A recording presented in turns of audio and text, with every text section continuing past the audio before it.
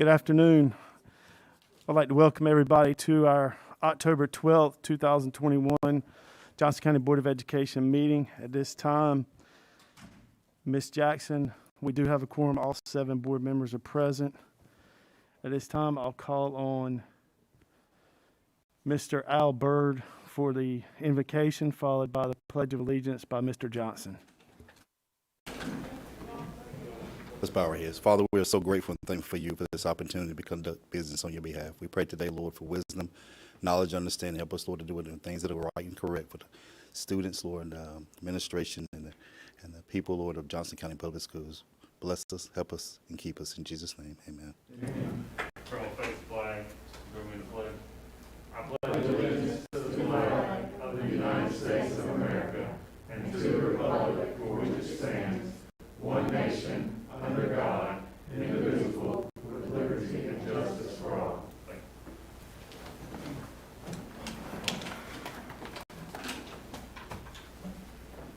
At this time, I'll entertain a motion to go into closed session for the purpose stated on our agendas.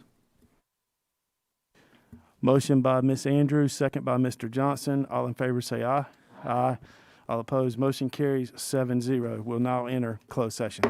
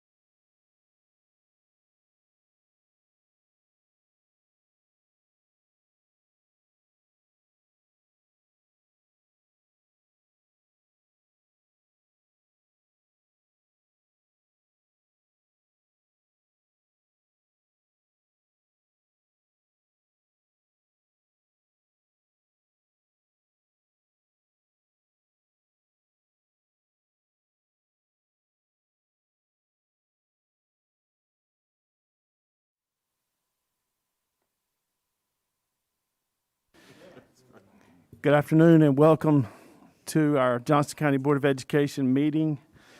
We have already had our invocation and pledge of allegiance in closed session. So at this time, we'll move forward with our open session meeting. I'll entertain a motion to approve the minutes from our September 14th, September 20th, 22nd, and October 1st board meetings. So move. Motion by Mr. Wooten, Second. second by Ms. Andrews. All in favor say aye. Aye. All opposed, motion carries 6-0. At this time, I'll go into discussion and adjustment to the agenda, starting with Mr. Johnston. Yes, sir, Mr. Chairman.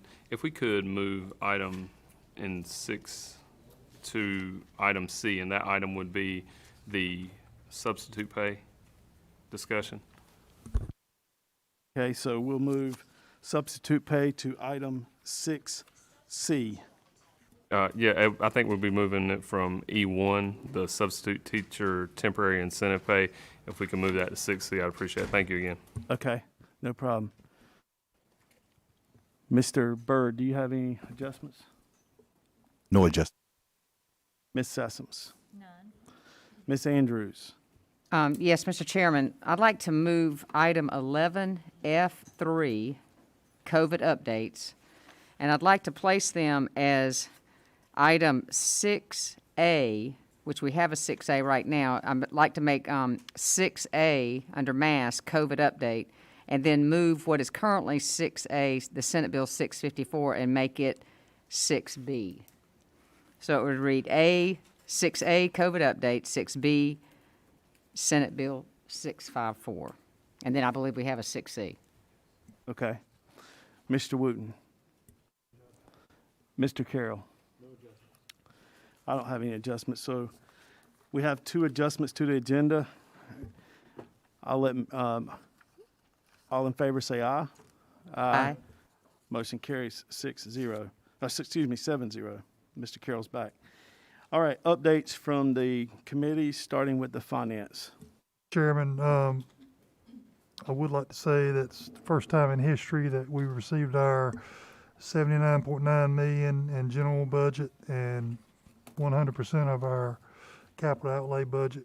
I think it's the first time, at least since I've been on the board, or probably the history of the board, that we were fully funded what we asked for. So I'd like to commend the policy committee and the commissioners for working together, and the committees of all the employees and all that were involved with that, with policy over the last 30 days. Also, starting in November, we will have Anderson, Smith, and White here to go over our audit, and which there were no findings, but they'll be here in November to present the audit for our Johnston County Public Schools.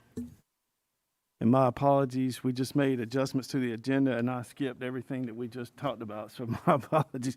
This new assembly system and looking at everything. So thank you for that finance update. And I'll go to the other committees in just a second. At this time, we're going to go to our to mask, which would be 6A, which is COVID updates. I think that's Dr. Pierce.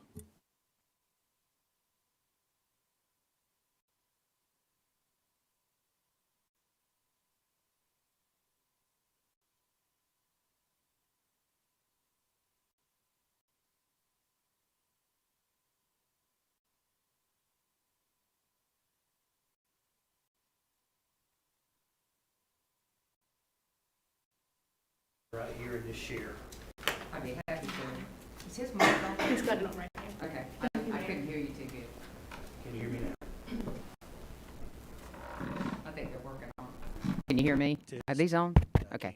Yes, on October the 7th, we met, we being Terry Sessoms, Ms. Sessoms, Dr. Pierce, Dr. Pearson, and several of his staff, along with Beth Hockaday, our head school nurse, met to discuss the metrics of our district in relationship to COVID.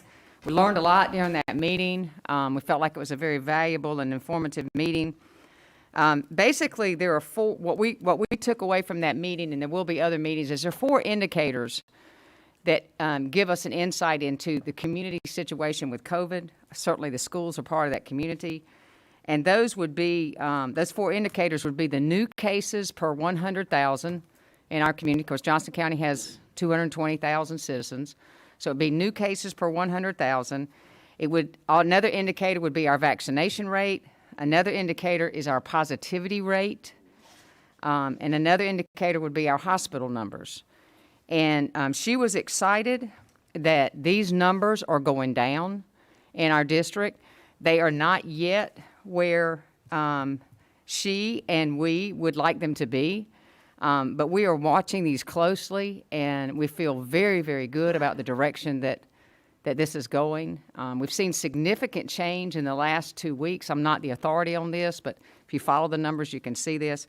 So we felt like it was a good meeting. She did let us know that the vaccinations for children are rolling out here probably in the 1st of November. She even mentioned, I talked to her later, that they'll be holding a clinic for vaccinations in the 1st of November for children, or for that age group that's not involved in it.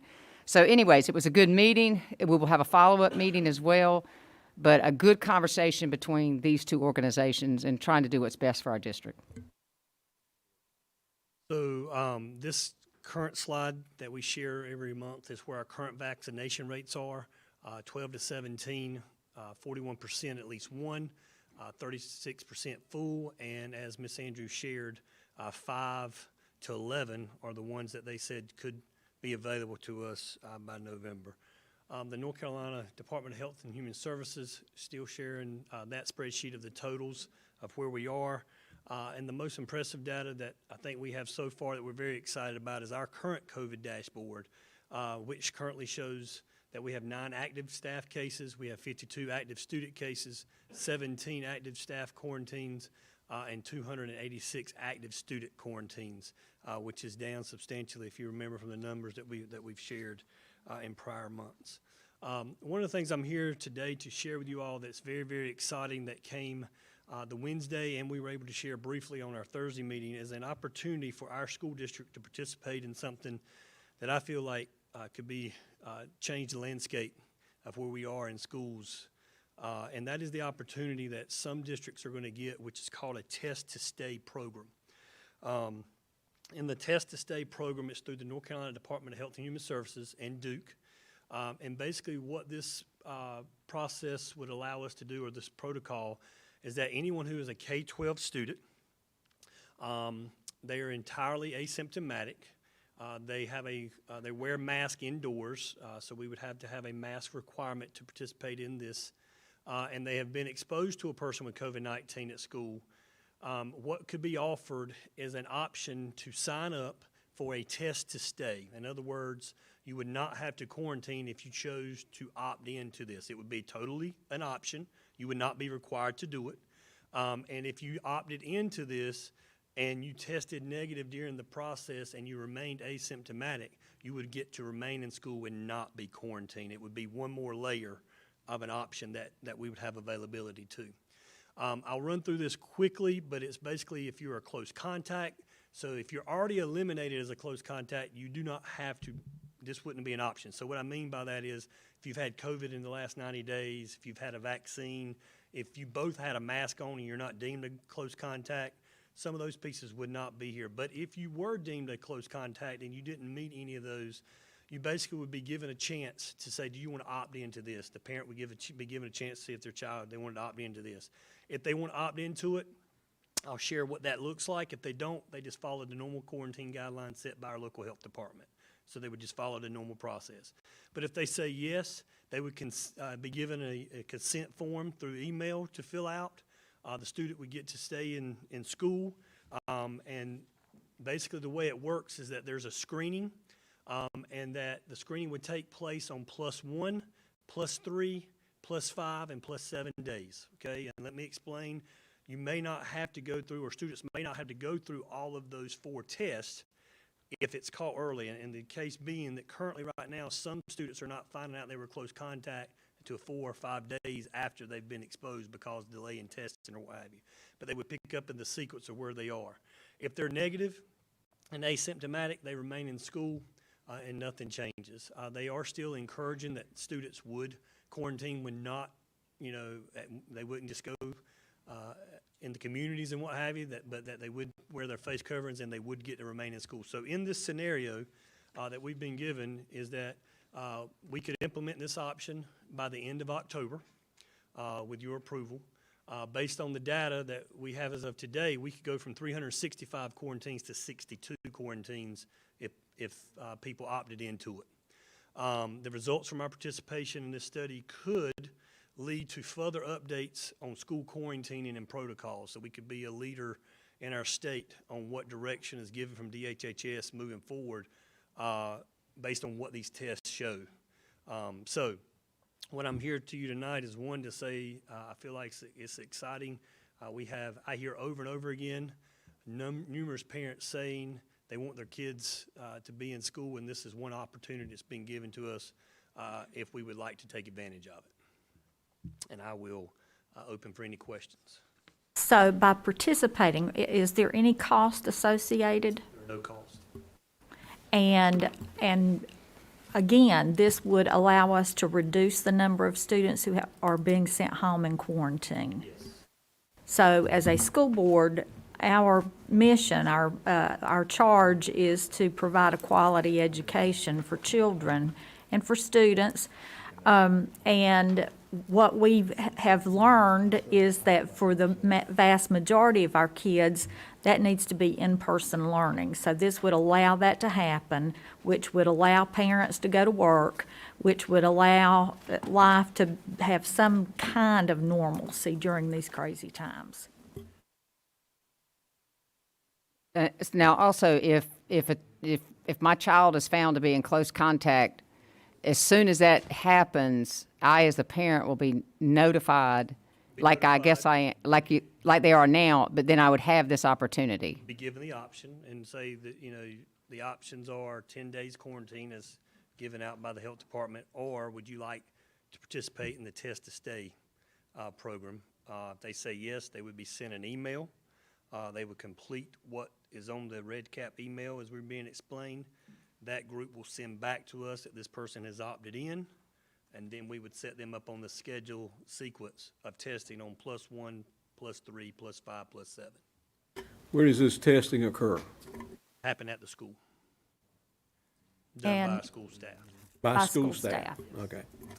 And at this time, not to finalize or solidify the logistics, our nursing team is talking about the logistics of doing this, and we have some meetings follow up based on the results tonight, but feel like we can accommodate that within our nursing staff.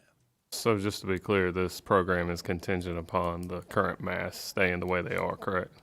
Currently, the only way they will allow you to operate in it is if you are mask required, yes. Dr. Pierce, just to confirm, this is only exposure at school. It's not exposure if they get it in the community, correct? Right. It's only ex-school exposures. So before we decide on that, Mr. Chairman, with the way numbers are trending, I'd like to make a motion that we make masks optional. I'm not saying do away with masks. Obviously, come to school with masks if you feel uncomfortable, but I still like to make masks optional, make it a parental choice. I'll second his motion. So I have a motion and a second to make mask optional in Johnston County Public Schools. Mr. Wooten, would this be for all K-12? Would this be indoors? K-12 indoors and on buses. Optional on buses as well? No, bus you have to wear them, optional in the school. Okay. Effective, when would you like this to be effective? Immediately. All right, so we've got a motion and a second for all K-12 to have the option to wear a mask or not, but remain masked on the transportation of our buses. We have a first and a second. Any questions or comments? I would just comment that we have been able to keep schools open, kids in front of teachers, and it has worked so far. And I understand it is not a fun thing for us to wear a mask. I don't enjoy wearing a mask, but it's my belief, and I think data shows us, that we've been able to do this because of that. And we've kept children in the school, and that's what parents have asked. And let's be clear. I'm encouraged, too, that the numbers are going down.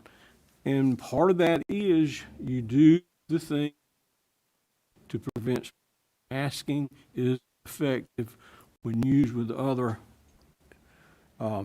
directives. So I would say that is my hope, and I know everybody's hope, that if we would give it one more month and see the numbers down, and we all know that these trends need to be a 2-week trend. We need to be at a level that is flowing, that is steady for 2 weeks. I don't know what the criteria, the metrics were, but I think the positivity rate needed to be around 5. Our cases per 100,000 needed to be below, I'm not sure, but it's a low number. Is it 5? I think it's 10, isn't it? 10 per 100,000. We're not there yet. Vaccination rate needs to be up into 70%. We're not there yet. The hospital numbers are better, and I will admit that I think I understand that hospitals have continued now or begun elective surgeries, so that's a positive. It's going well. But if we open the gate too quickly, we're going to, I'm afraid, be back in a position where we're going to have too many people having to be quarantined or sent home. So I would just say I understand the desire to do away with it, but we put this much effort in it, let's don't mess up. Thank you, Mr. Carroll. Any other questions or comments? I would concur with Mr. Carroll as well. I think we're making significant progress. I love the metrics that we're doing with Lynn and also with Ms. Terry's estimates as well. I just think we don't need to move too quickly. I think the schools are in the flow. Things are going very well. And I think as the numbers change and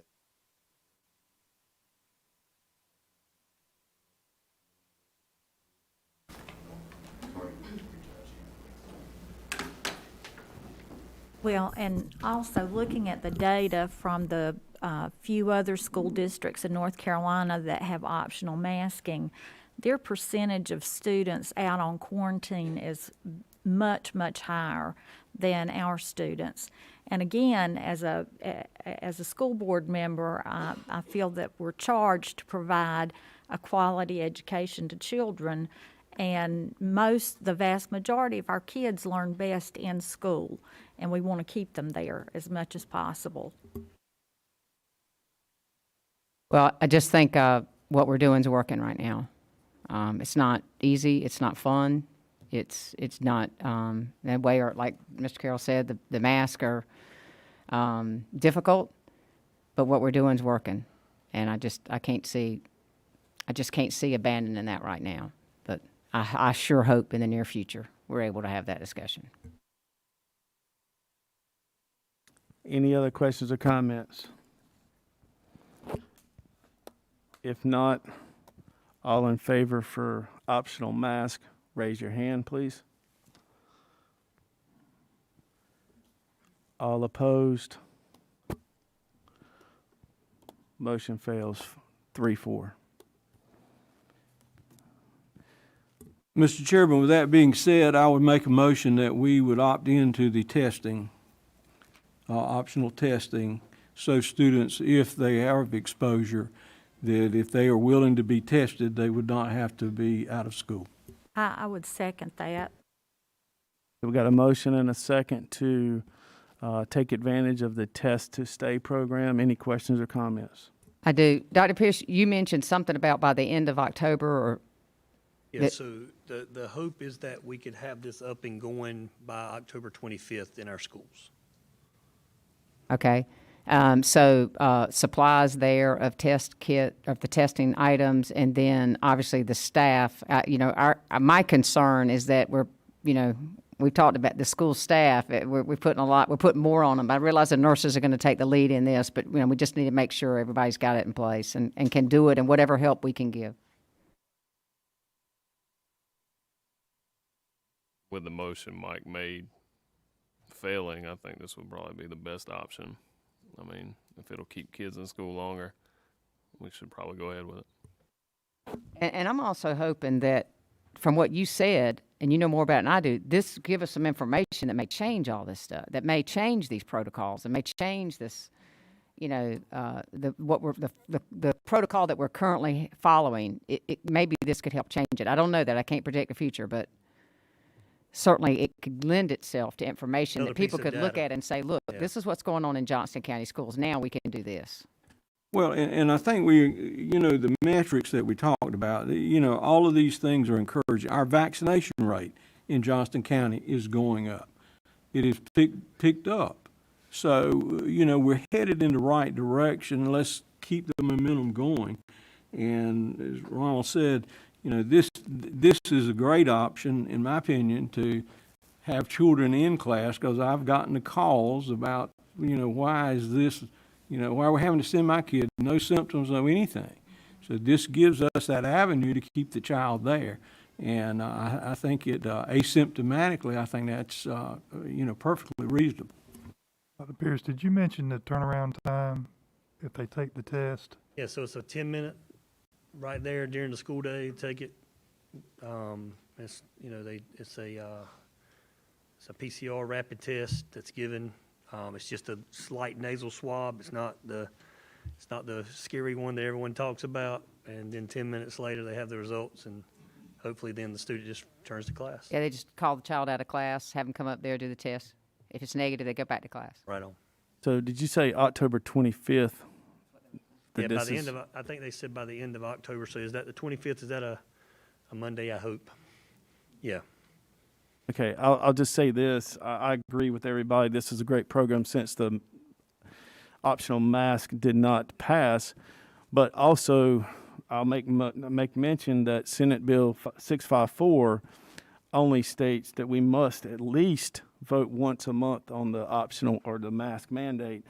So with that being said, if we continue to get numbers that decrease over the next couple of weeks, and with Dr. Pearson and the updates that Ms. Andrews and Ms. Sessoms have from this group, then we do have that option at any time to call another special session to get updates on that and also vote again on Senate Bill 654. Right, and we will be meeting with Dr. Pierce. We will be meeting with her again in the 1st of November.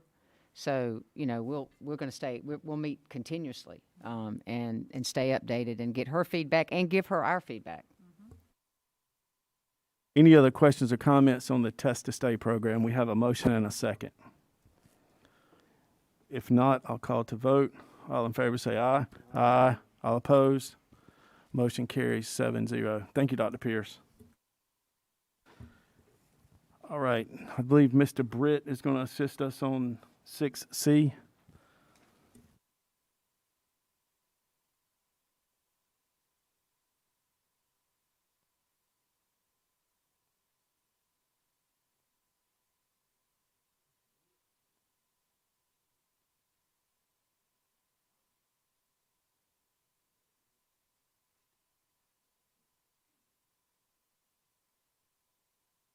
My apologies for delay. I had a little lag on the YouTube version. So first time I've ever run with a mask on. Board members, presented for you tonight is a repeat of what we discussed last month with our substitute temporary and incentive pay plan. You have before you the plan as it is written right now. And I apologize for being out of breath. I did literally run. If a substitute teacher works for 5 full days, the substitute would qualify for $125 of incentive pay. If the substitute works for 10 full days in a month, it would go up to $300. And if the substitute works for 15 full days, it would go up to $525. So I think one of the questions that came about, if I understood correctly, was when to implement a start date for it. The thought by cabinet was to start it as of October 1st. So the question before the board, one of the questions before the board tonight is the effective start date and to answer any questions that may have come up since then regarding the incentive pay. And regarding, apologize, regarding the incentive pay, I know that we've included a bunch of groups of people, and in discussions via email this weekend, I spoke to a gentleman whose wife works for the school system, and he pointed out to me that bookkeepers, media coordinators and data managers seem to be left out of the incentive compensation reward bonuses that we've been giving out. And if you think back to virtual learning, what a task it had to be for our media coordinators, because, I mean, as an instructor, I know how horrible I am with technology, so you rely on people who are good with that to get your platform ready so you can deliver your content. But I would like for the board over the next 30 days to develop a compensation reward incentive plan, something for the people that kind of slip through the cracks, and then come back and make it retroactive to this date or October 1st and kind of compensate them for everything that they've already done. I just want to be responsible and give them their due at the same time. But I would like for you, Mr. Britt, to look at what we have in our funds and what we can't afford to pay them, and the board come up with something we can all agree upon that would be good. What Mr. Byrd did last month was very good, but, leaving groups out's not what we're about. So we want to go ahead and compensate everybody what they're due. And that would include our teacher assistants as well, correct? Yes, ma'am. Yes. So talk about what, because I think I'm on with you, but teacher assistants, You got your data managers, you have your media coordinators, and you have your bookkeepers. And you know what? Somebody's out there watching in YouTube land like he's leaving me out, and I probably am, because, you think of the collective, but individual people do get left out. And that's the last thing we want to do, because we realize everyone's working hard and has worked hard. So if there's a group I'm leaving out, certainly we want to include them. But, yeah, you're right, Ms. Andrews. Mr. Wooten, Mr. Johnston, I think that's a great idea. And Mr. Wooten, with the Finance Committee, with you and Mr. Johnston's lead on this, can you guys meet with Mr. Britt to make sure we do not leave any group out, number one, but number two, we are very, just very good stewards of our money, but making sure that everybody is being compensated fairly for the jobs that they're doing that we need to show our appreciation for. We'll be glad to do that.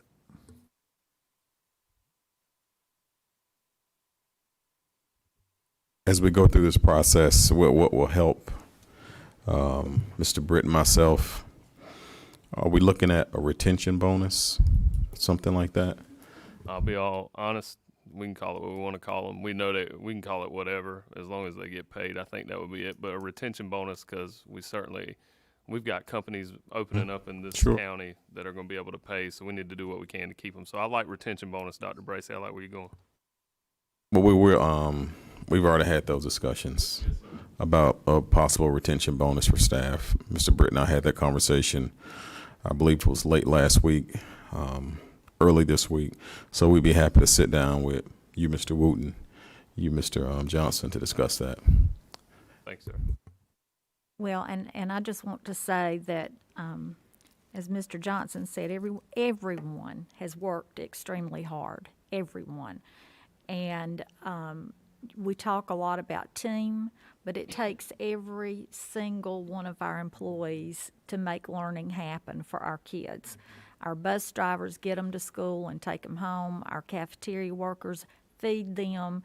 Our TAs are instructional assistants. And then the folks who work in our offices, they are doing the business that classroom teachers do not have time to do.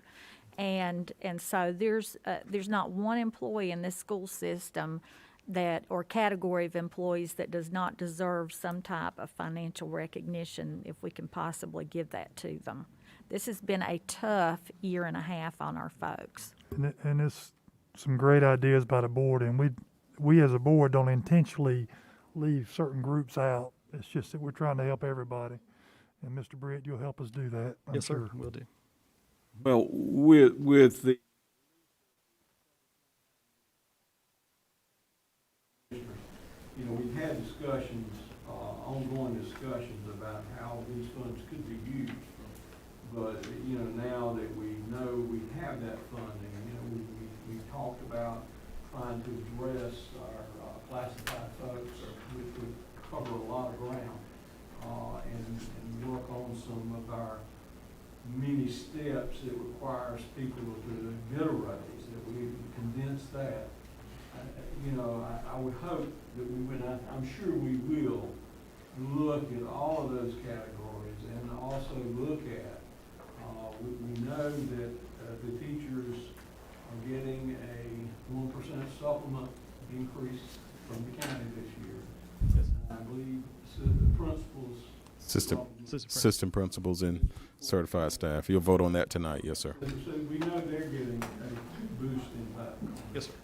So, I think with the previous years of suffering that has gone on financially, that we do need to look at and concentrate on our classified across and see what we can do and what impact can be made. Yes, sir. Help bump everybody along. Yes, sir. As Dr. Bracey mentioned about the bonuses, we also have schedules ready to present to the Finance Committee as well for classified. And it's a multi-year plan, and it addresses an increase through about a 3 or 4 year period. And so that, with the county funding us fully, that certainly opens up a lot of doors to be able to pursue that route. And that would be in other words, an annual increase. It wouldn't be a one-time bonus thing. This would be a bump in salary schedule for people. And as we all know, and Mr. Johnston referred, we've got a great big company coming in that's going to pay $15 an hour. And whether we like it or not, we're in that same market of employees, and we need to begin to address this as soon as possible. Absolutely. I think our classified, I think you hit the nail on the head. Our classified salaries, we're trying to fight the market. The market, it has moved with what we would consider classified salaries, or the equivalent outside of Johnston County Public Schools. Salaries are rising pretty rapidly, but our employees are at the same pay level that they've had since 2018. So there's been no pay increase whatsoever for classified staff since 2018. Would you just clarify for the audience or people listening who classified staff are? So classified would be custodians, teacher assistants, bus drivers. It's basically everybody that's not a classroom teacher or what we would consider certified. Facilities, absolutely. I want to make sure that people understand that we're talking about all the individuals other than our certified staff. That's right. Teachers. And to kind of put it all in context, can you imagine starting at a classified position or a first-year teacher or any entry-level government job and having to go out and make a home purchase in this county right now or buy an acre of land? It would be impossible. I mean, you couldn't do it without 3 incomes. So we do need that study, and we do need that implemented. So would that be part, excuse me? Well, I was going to say, these folks that you've just listed, many of them also are dually employed. Right. And that is another piece that we started taking a look at 2 years ago, and how we could end the requirement. We do know that there are some who want to continue to drive a bus. If that's what they want, I don't want to interfere. But we also have quite a few who do not. So as we're looking at this whole thing, what I'm looking at is how do we retain our employees? And both of those are key issues: pay and removing the requirement for those classified employees to have to drive a bus. Because we have lost some really good people because they just said, I can't do that. And our custodians, bless their hearts, they have been not only trying to clean the schools for our children and keep them clean for those who work in them, but they are driving a bus and then having to turn around and go back and finish up in those buildings. And we're killing those folks. I'm just going to say, when you say dual employees, they're dual employees at our schools, but a lot of these have additional jobs outside of our school that they need to have to make ends meet. Like Mr. Johnston was saying, that they can't afford to buy anything or land or a house right now. So if we continue to look at that and increase their salary on an hourly basis, maybe they can afford to have more time at home and not have to leave our job, our school, and go to a second job outside of the school system. And with the substitute teacher incentive pay, Yes, sir. you know, there seems to be a little confusion out there about we hear substitute pay. What we don't all realize is there may be categories of in other words, would you, I think it would be good if you would explain in this public session for everyone across the county that's employed by us and people in the public too, understand the difference between the full-time subs and subs that are just doing certain parts. Absolutely. So it'll clarify some, I think, misunderstandings about a difference in the pay. Yes, sir. Be happy to. So we've got this year we've had to get creative and come up with a lot of different strategies and a lot of different plans. And one of the challenges of coming up with different strategies and different plans is trying to figure out how to make it fair to everyone. And so that, you know, there's a lot of pieces of the puzzle to think through whenever you do that. For example, so among some of our lowest paid positions or lowest paid employees in our school district are teacher assistants. So teacher assistants currently earn about $80 a day if they're not a certified employee. So certified meaning they were previously a teacher, they've maintained their license. So if you're not a certified teacher, it's $80 a day. So over an 8-hour day, it's about $10 an hour that employee's making. A teacher assistant, on the other hand, is making about $12.96 per hour as a starting pay on there. So you've got different rates of pay. And so one of the thought processes behind this substitute incentive pay was to try to get those that are making the $80 a day, to try to get them up to as close as we could to the $12.96 per hour that teachers or teacher assistants were making without paying greater than. So in other words, so we don't have temporary employees making more than full-time permanent employees. And so that's why some of these dollar amounts that you see are brought for you today. So, for example, we also have temporary TAs. I think the term substitute TA has been thrown around, but really they're a temporary TA. So those are your teacher assistants that are going into the same classroom every day. They're filling the vacancy. They don't have a bus requirement, where you mentioned earlier about the dual role employment. They don't have a bus requirement, so they're there 8 hours a day. And so those are our temporary employees. Those employees are paid at the same TA rate that other TAs are paid at. So it's $12.96 per hour. In this scenario, those that are making the $12.96 per hour are not, the way this is written, are not eligible for the bonus. And the reason being is because then you would have a situation where a temporary TA was making more than a permanent TA, and you wouldn't want to be in that situation. So this is kind of geared towards those that are making the $80 a day, because that brings them up to really close to what a teacher assistant is making at $12.96 per hour. I'm not sure if that answered the question well, but it's designed to try to keep it as fair as possible. Thank you, Mr. Britt. At this time, I'm going to bypass the legal committee and policy committee. We have some principles outside that for special recognitions before our public comment. If the board's okay, we'll move forward with that and then circle back around to legal committee and policy committee updates. So at this time, I'll call on Ms. Caitlin Furr.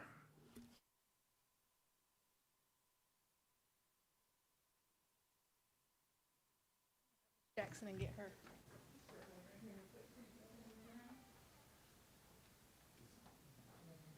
Ms. Patty, are you presenting? Okay. Okay.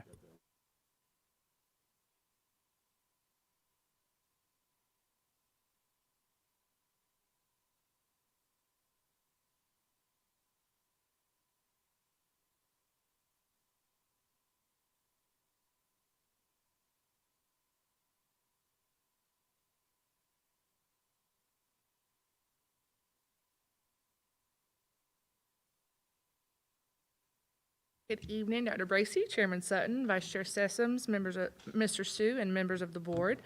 I'm happy to be before you this evening with our special recognitions. The first I have for you this evening will be presented by our area assistant superintendents. They are presenting our schools that have exceeded proficiency from the 2018-2019 school year. Though the expectation was that achievement of end of grade and end of course summative assessments would decrease due to the impact of COVID-19, due to the impact that COVID-19 has had on student learning since March of 2020. The following schools demonstrated an overall improvement in proficiency.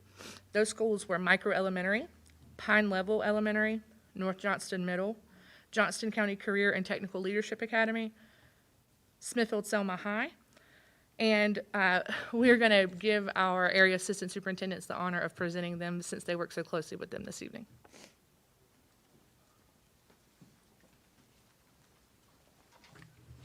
Good evening, Chairman Sutton, Vice Chair, Ms. Sessoms, Dr. Bracy, members of the board, and Mr. Sue. Tonight, we are honored to share with you schools that had an increase in their performance composite data in the 2021 school year. The performance composite data is made up of reading, math, and science data for tested grades. This information was recently released from the State Board of Education in their annual summative data report. An increase during one of the most challenging years in education speaks to great leadership, a dedicated, hardworking staff, fantastic, motivated students, and a supportive parent and community group.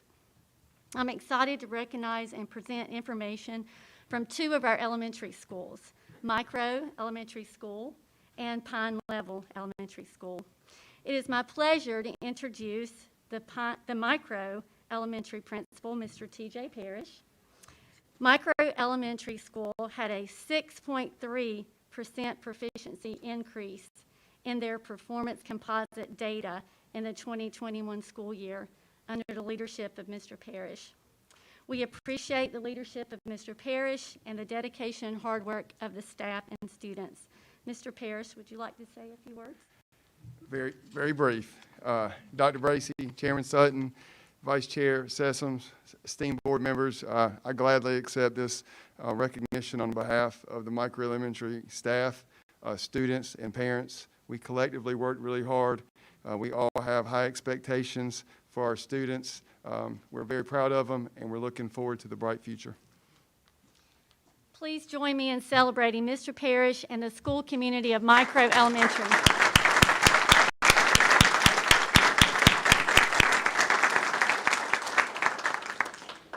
I also have the honor of introducing the Pine Level Elementary School principal, Mr. Alan Sasser.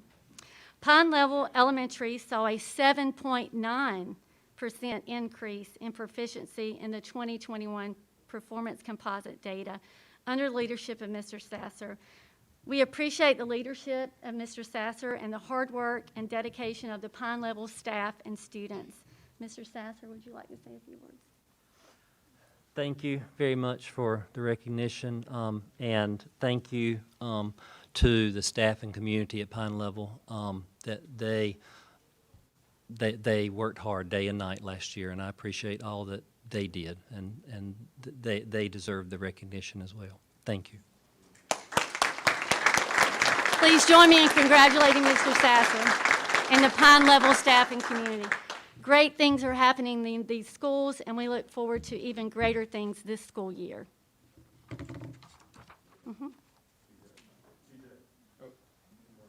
Oh, yeah. Go ahead. Okay. They want to shake your hands or give you a fist bump.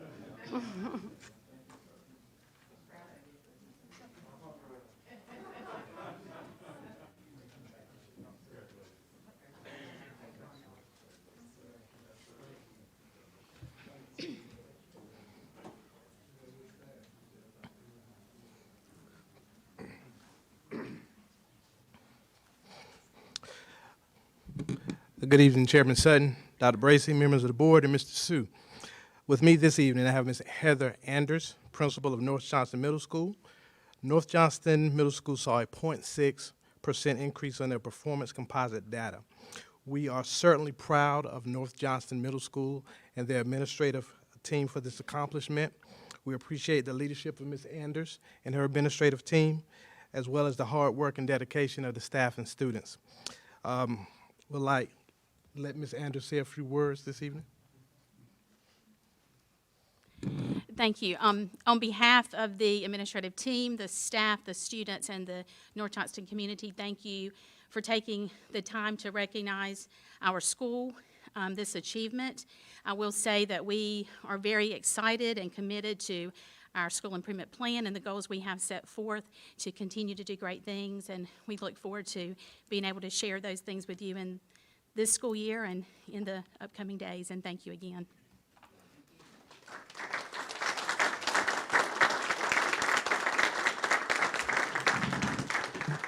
I'll just say we are so proud of her and her staff and for what they do for the North Johnston Middle School community.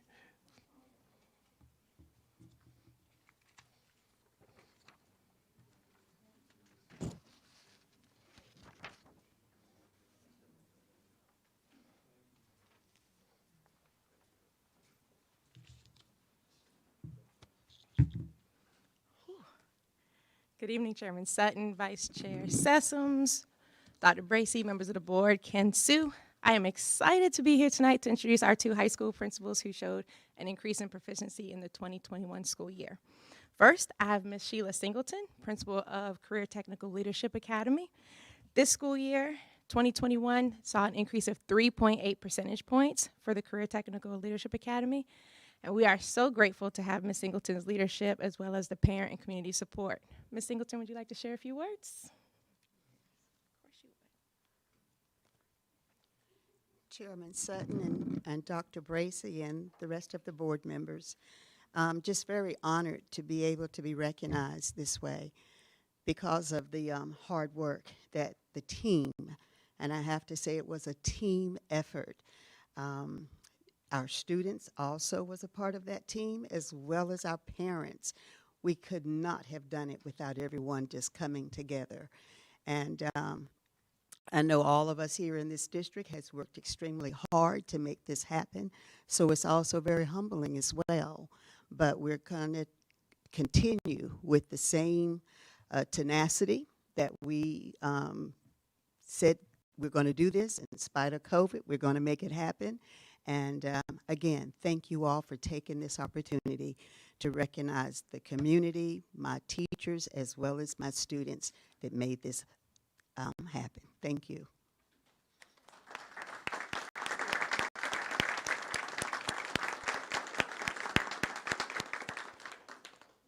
I also have the privilege of introducing Mr. David Allen, principal of Smithfield Selma High School. Triple S saw an increase by 1.1 percentage points in the 2021 school year, and we are most proud that Triple S was able to make this growth this school year, led by Mr. David Allen. Mr. Allen? Good evening, everyone. I just want to say, what all my colleagues have said.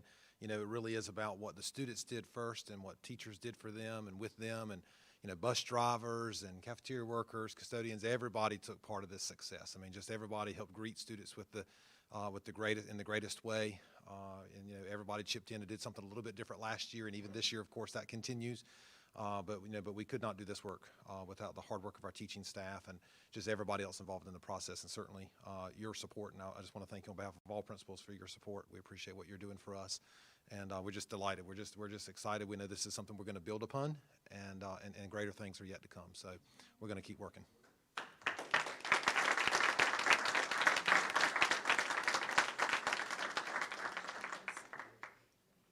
All right, so they're going to come shake your hands, but just know you're going to have all high school principals shaking your hands this school year, 21-22.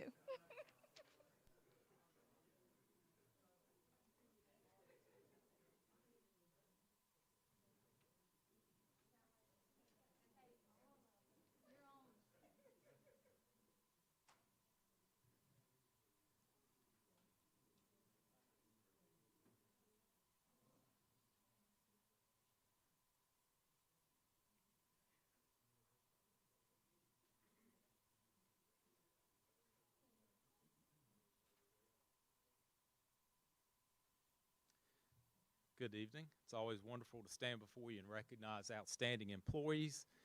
We have two with us two with me this afternoon. One is Miss Maria Dunkley. She is our Classified Employee of the Month. She serves as a school nutrition training manager, and she has been assisting at one of our schools. And after reading what they shared, I don't think they ever want you to go.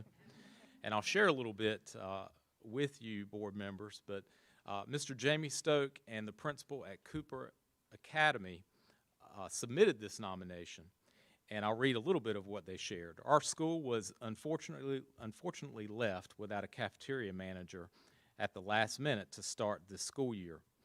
Dana Edwards, who is our school nutrition director, and her team stepped up to assist our school by assigning a training manager, Miss Maria Dunkley, to help to get the school year started. She has exceeded every imaginable expectation that we had for someone coming in at the last minute. Ms. Dunkley has ensured that safe, quality food service is provided to our students while training our new school nutrition assistants and managing inventory shortage issues, all with a positive attitude and smile on her face. She goes out of her way to support the unique needs of our preschool students, exceptional children's classes, and students with special dietary restrictions. They said that they cannot think of a more deserving person than Ms. Dunkley for our Classified Employee of the Month. So thank you so much for stepping in at the last minute and what you do on a daily basis. Congratulations.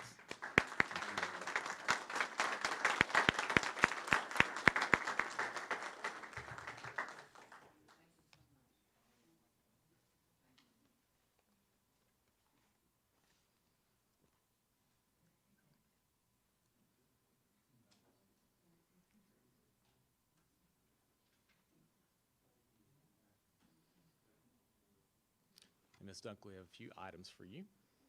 Thank you again. Our Certified Employee of the Month, Miss Amy Morgan. She is a teacher at Princeton Elementary School. And we were having a conversation out in the hallway, and it's always very special when a parent takes time out of his or her day to nominate a staff member. And I know that this recognition is special for Ms. Morgan, and we appreciate what she does. But we did have a parent to send in this nomination, and it says, Ms. Morgan has helped our son in so many ways over the last 2 years. She takes her time with him and helps him with any issues that he is having. She is never more than a phone call away when she is needed. Ms. Morgan is kind, patient, loving, and takes the time to get to know all of her students on a personal level. This makes her able to connect with the students and their families even better. I do not know what we would have done without her the last 2 years. Ms. Morgan deserves more recognition and praise than we could ever give. She is an amazing person. So we appreciate that parent submitting that, and we especially thank you, Ms. Morgan, for what you do every single day for the students. Congratulations.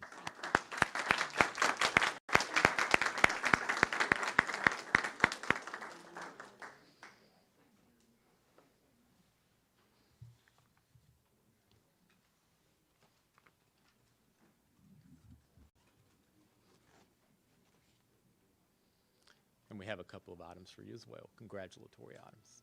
Thank you. Thank you. Thank you.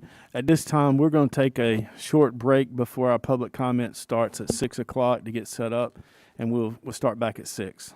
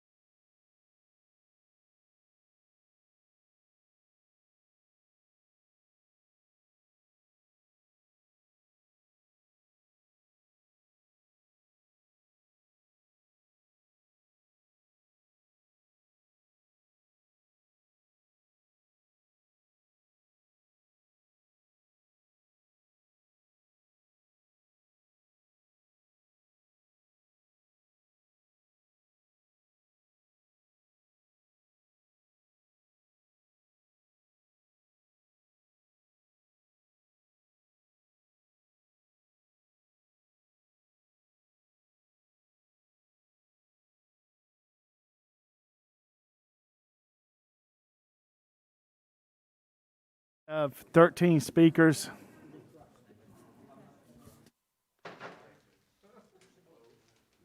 Tonight, we have 13 speakers signed up for public comments. Citizens who have signed up to address the board during public comment will be called upon as they signed up and will have 3 minutes to address the board.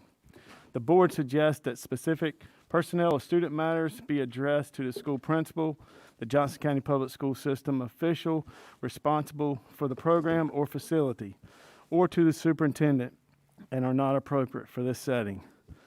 Our first speaker tonight is Mr. Edward Moon. Good evening.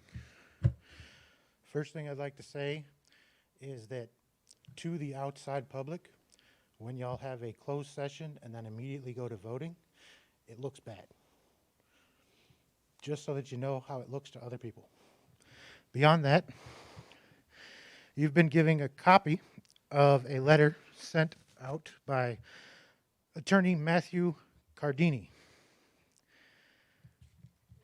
In this letter, he outlines a few things that I will go over for you briefly. School boards do not have the legal authority to quarantine children or staff. Such authority rests with the North Carolina Department of Health and Human Services and the local health director. Current school board COVID-19 policies are coercive, discriminatory, and a breach of both federal and state law. Masks offer almost no protection, but are causing significant harm. Highly effective, safe alternative treatments exist, making COVID-19 control measures and vaccines unnecessary. This is all detailed in the letter you've all been given. Please review it, have your legal teams review it, and thank you for your time. Thank you. Next on our list is Mr. Joe Preston. Everyone. As you know, I'm running for one of those seats, the people seats, next year. And during that time of the last few weeks, and I guess 6-7 weeks, I've been speaking a lot with a lot of people within the school system, teachers, custodian workers, bus drivers, and things like that. And what has become very apparent to me is the fact that they are scared to talk. And so I don't know if you guys have any sort of policy in place or resource that these people can go and share their stories and their feelings on what they are dealing with on a daily basis. I don't know if you call it a whistleblower policy or whatever you'd like to call it, but it's obvious that a lot of people are getting my phone number and they're reaching out to me and they're messaging me on social media and things like that because they don't feel they have anybody within the school system that they can go to without fear of reprimand. And so I would propose, if you do not have some sort of policy like that, that you really need to consider it so that the people that you are sort of have the control over their lives in a lot of aspects, especially with their career, have a resource and an opportunity to come out and say something. If you already have something in place, stop me at any time. But I'm getting the feeling that you don't, and I'm getting the feeling from these teachers and custodial employees and cafeteria workers, etc., that they don't have a resource. They shouldn't be contacting me. They should be contacting you or somebody within your department. The Constitution protects us. The Constitution protects their First Amendment freedom of speech, and the 14th Amendment protects anybody's rights as long as they're not infringing upon the rights of others. So I think it's unfortunate that we don't have a policy in place for these people so they can get something out, but I also feel it's unfortunate that we shouldn't have to have a policy when we already have the greatest legal document ever written, the Constitution of the United States. So if there is something, great. I'm just telling you, I don't believe that the people I'm talking to know that it's in existence, and it needs to be done. So I got 38 more seconds. I'm very upset and continue to be upset and disagree respectfully with your decision tonight on the face covering mandate. I don't know what the numbers have to be and how many people have to show up and how much attention this has to be brought to you for you to make that decision differently. I think the three that continue to vote against a mask mandate, I do not think the four that continue to vote for it. So please, as we move forward, let's make this change and get this done. Thank you very much. Thank you, Mr. Preston. Just for the record, we do have a grievance policy that addresses those issues. Next, Miss Olivia Parrott.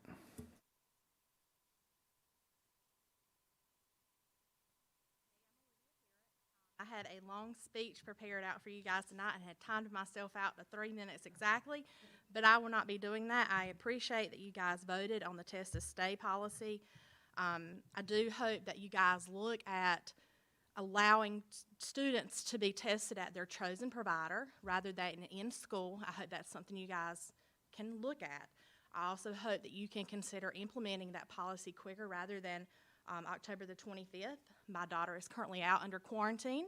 I have another child that goes to Pine Level Elementary. She can go to school. She can sleep in the bed with her sister. She can ride in the car with her sister. She can play with her sister, but she does not have to quarantine. But my other child with no symptoms who was in a lunchroom has to quarantine. So since I'm not going to do my great speech, I want to take my time tonight to thank you, Ronald. I thank you for your dedication, and without your dedication and your diligence, many parents' voice would go unheard. Tonight, I speak for all parents in Johnston County that I believe agree with how we agree, that we appreciate everything that you do and everything that you will continue to do for our Board of Education and how you speak out for children. And I look forward to running in the next Board of Education election and working with you and being on the Board of Education with you very soon. Thank you. Thank you. Miss Kara Chester.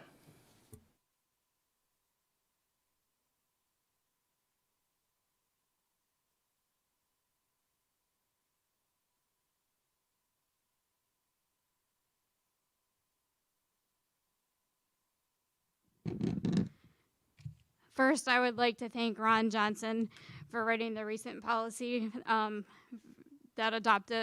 which was adopted by the schools against CRT. Thank you for having the courage to speak up and stand up for what the majority of us conservatives in Johnston County want, and we really appreciate you.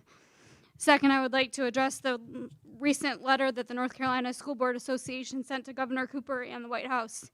You may not like hearing from us parents, but as citizens of America, it is our constitutional right to express our concerns. Myself and all the other parents that have spoken and will continue to speak before you are not domestic terrorists. I have never broken the law or been arrested, and I don't plan on it either. We are merely concerned parents and citizens. I have spoken and participated at several meetings and protests this year. All of them were held peacefully and with no violence. The fact that the letter was written with the threat of the FBI investigation tells me that we are in fact doing something right, and we are making a difference because you don't want to listen. I grew up in a very emotionally abusive household where my voice was silenced for several years. It took me a long time to learn to speak up and use my voice, but now that I have found my voice, I am unafraid to speak up for what I believe in, whether it is from my abusers or my friends, or to you, the school board, or to other elected officials, and I will not stop speaking. I think by now you all know how I feel about the mask mandates. I am not going to waste time quoting studies as to why I feel this way, but my question is, what will it take to remove the mandate? What do the numbers have to be? As of today, there's only 61 cases in the entire school system. That's less than 0.2%. And I'm also curious if you're receiving funding to keep this mask mandate in place. Lastly, I'd like to discuss the book that's been discovered in the JCPS school system. The book Gender Queer, a graphic novel, shows disturbing pornographic images that's available to elementary school students. This does not belong in school, and I think that we need a full review of the books that are available in our library. And I think we still have a lot of work to do. I'm going to use up the rest of my 30 seconds just like Joe did. We have a lot of work to do. We need to fix the schools. Our kids deserve better. And I'm not going to stop speaking. I don't know if I'm making a difference or not, but I still have the right to voice my opinion, and I'm going to keep doing that. So thank you for your time, and again, thank you, Ron. Thank you, Ms. Kara. Next, Mr. Rick Walker.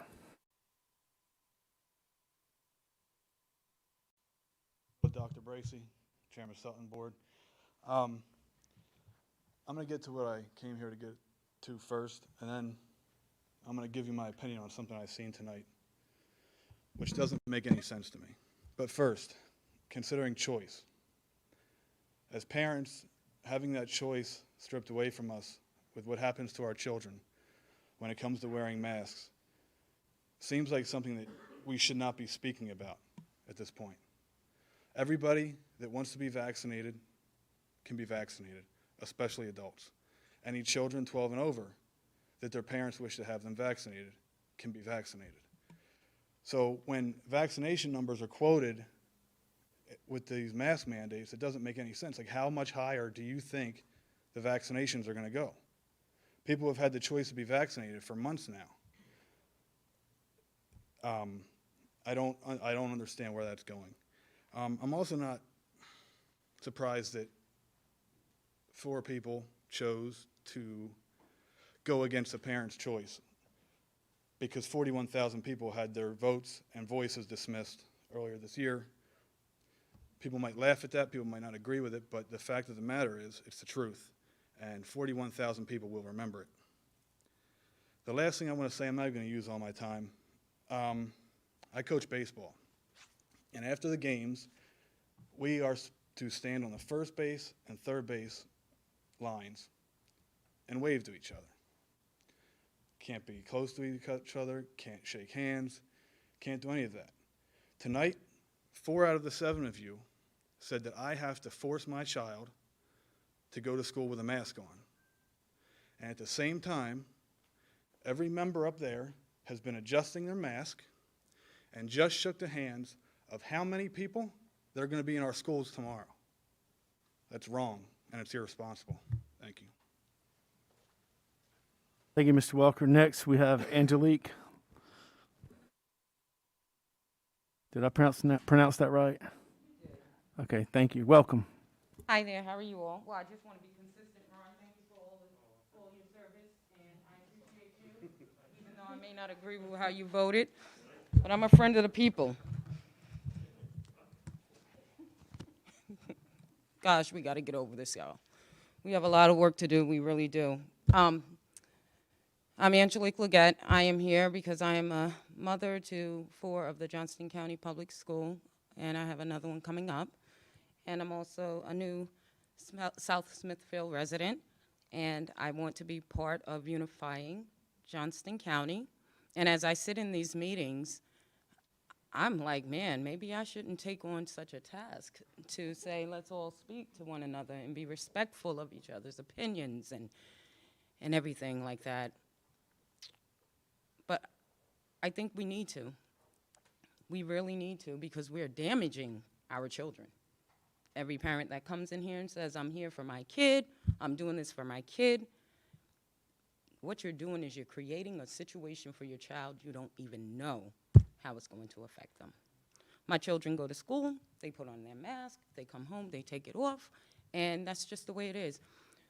I have raised my child, and yes, I have a 31-year-old. School is what is going to show you how you're going to be in society. It is your first test if you're going to be an effective member in society. You got rules, you follow them. It may be inconvenient, you follow them. It's just the way we do things, and that's what makes it great. That's what made America great. That is what's making it better if we can get past this foolishness that we're all going through. You don't want to wear a mask, stay home. Don't wear a mask. You don't want to, you want to wear a mask, whatever you want to do, but don't put this stuff on everyone else. That's what I'm asking. I didn't come up here to say that, though. But I had to say something to Ron because I didn't want to feel like I was anti-Ron. What I wanted, what I wanted to talk about, seriously, is the Johnston County Public School and their bullying system. My son is being affected by it. I know you guys think you have a strong one. You really don't. maybe it's something that you want to consider looking over, because if my son is being asked to protect people that are being bullied, I think that's not his job at this time. And this has happened on several occasions for several years. I have emails to board members where I've actually brought that up. I will be here when it comes to my son, because my son's not going to be a bully because he was bullied by people in your school district. So we need to fix this thing for our future, whether it's now or you're going to wait another 5 years and really mess them up, but we need to get it all together, and I'm hoping so. Now, I got 19 minutes, but there were a couple of people that didn't use their seconds, but since the CRT policy, I don't know how it's going to affect it, but if you all could consider this school book, it is a textbook, and it could be used for school for African American history. It really doesn't make anyone feel any way, it's just factual. Mr. Chairman, can I have 15 seconds? Yes. Angelique, I just want to say thank you, because you're so agreeable even though you disagree, and the way you conduct yourself with empathy, compassion, and kindness, that's what people should be all about. Even though you and I disagree, you're wonderful. Thank you so much. Thank you, Ron. Thank you all. Thank you. Next, we have Miss Erica Hall.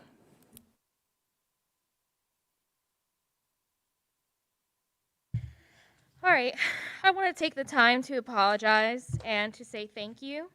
I want to say sorry to the board for experiencing the sinister agenda of the Board of Commissioners and encountering a hostage situation with funding our public schools.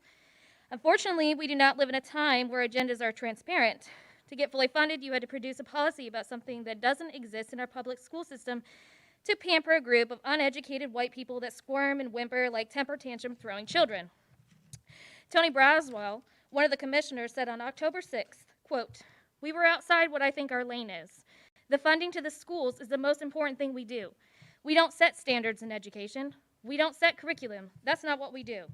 It set a precedent, let me say that," he said. "I can tell you in my 17 years as commissioner, it's never happened before, and I don't think that's what we do," end quote. I also would like to thank Michelle Antoine and Dale Lance, for lack of a better term, writing the policy, and the board for plagiarizing the words. If I had known that two far-right conservative activists were going to be affecting the education of all students in Johnston County this much, this conversation would be different. Like Dale, I hope the citizens of this county will hold themselves liable for encouraging the Board of Commissioners to keep this stronghold and hostage-like behavior in their toolbox to get what they want. Sequentially, Policy 5100 is in place to force teachers to explain how, for example, the KKK were innovators, or the teachers will be hesitant to teach something that could make them lose their jobs, which contributes to the already understaffed environment. Under Section E, Paragraph 3, I quote, "All people who contributed to American society will be recognized and presented as reformists, innovators, and heroes to our culture." I highly doubt that I am taking that out of context, but we now require educators to tell our students that these people were reformists and heroes. Did anyone take that into account, or was this policy lazily written? At the last Board of Commissioners meeting, they couldn't explain Section E, Paragraph 3's definition. Requesting a policy to be made and then refusing or being unable to explain to the constituents what it means shows apathy and is absolutely laughable at this point. So what was the point of Policy 5100? Is it a witch hunt to condemn teachers in current stressful times? Is it to lie to our school children? Or was it to conform to the loud minority of white erasure culture and continue to make Black, Hispanic, Indigenous, Asians feel and appear non-existent? Thanks again. The CRT never existed in our public school system, so you resort to listen to a woman who has tendencies to come across as judgmental, homophobic, and an advocate for one side of politics and one type of teacher. Not all. I don't know what we gained as a public school system by getting tips from someone who upholds such character. We will tread where inequality exists. We aren't going to stop talking about the negligence that people in this county are responsible for. Thank you. Thank you. Next, we have Mr. Stacy Lee. Circle wagons came in February and tried to do something the other day, but it's too much CRT and mask. But I'm a teacher, a career teacher of 42 years, 32 years in Johnston County. I loved social studies, history, but I ended up teaching most of my life in math. And we're the greatest republic that's ever existed. We're the greatest we have the greatest constitution that's ever been written. We're a nation of laws, or at least we have been until maybe the last decade. in the preamble, the people of the United States, in order to form a more perfect union. The writers of this Constitution, that 2 months they were in that convention in Philadelphia, knew that it was not going to be perfect when it started. They knew there was a battle. They knew eventually slavery would be an issue. And there already was, because two of the colonies had asked the king earlier, before the Revolution, to dismiss that thing. But they needed the cotton, the textiles for the mills. It's all about power and money. When Thomas Jefferson led that constitutional convention in 1787, they asked him, they said, what kind of government you giving us? Because they struggled whether it's going to be a king or it's going to be a president, so to speak. And he says, we'll give you a republic if you can keep it. Right now, ladies and gentlemen, we're struggling. We're struggling to maintain our republic. And the reason most of our struggles are occurring is because these men were not perfect men, but many of them were godly men. Some of them owned slaves, but they knew that was not the right thing to do, but it was all in part of the structures, just like when I grew up in the 50s and 60s. The devil's got the mix. President Lincoln knew what was right. Frederick Douglass was alongside. And then what happens? The devil says, we need to eliminate that Lincoln guy. They got a crazy man, they shoot him and jump off on the stage. Andrew Johnston came along, and he wanted to carry on, although he was a Democrat. He wanted to come along and follow up on that. And he got himself impeached because he made some irrational decisions. Ulysses S. Grant came along. He sent troops into the South, eliminated the KKK, but in his second term, some political things happened. Ladies and gentlemen, we've not been taught history. Our children have not been taught history. The only time they hear Jim Crow is when there's an election or there's something going on. Those are real factors. We have not taught our children American history, good and bad. And I resent that. I was a teacher, and I'm now 75 years old, and part of our problems is because of what we haven't done. I challenge you to get history into our schools and let our children know and feel empathy. Thank you, Mr. Stacy. Next, we have Mr. Alan Hall.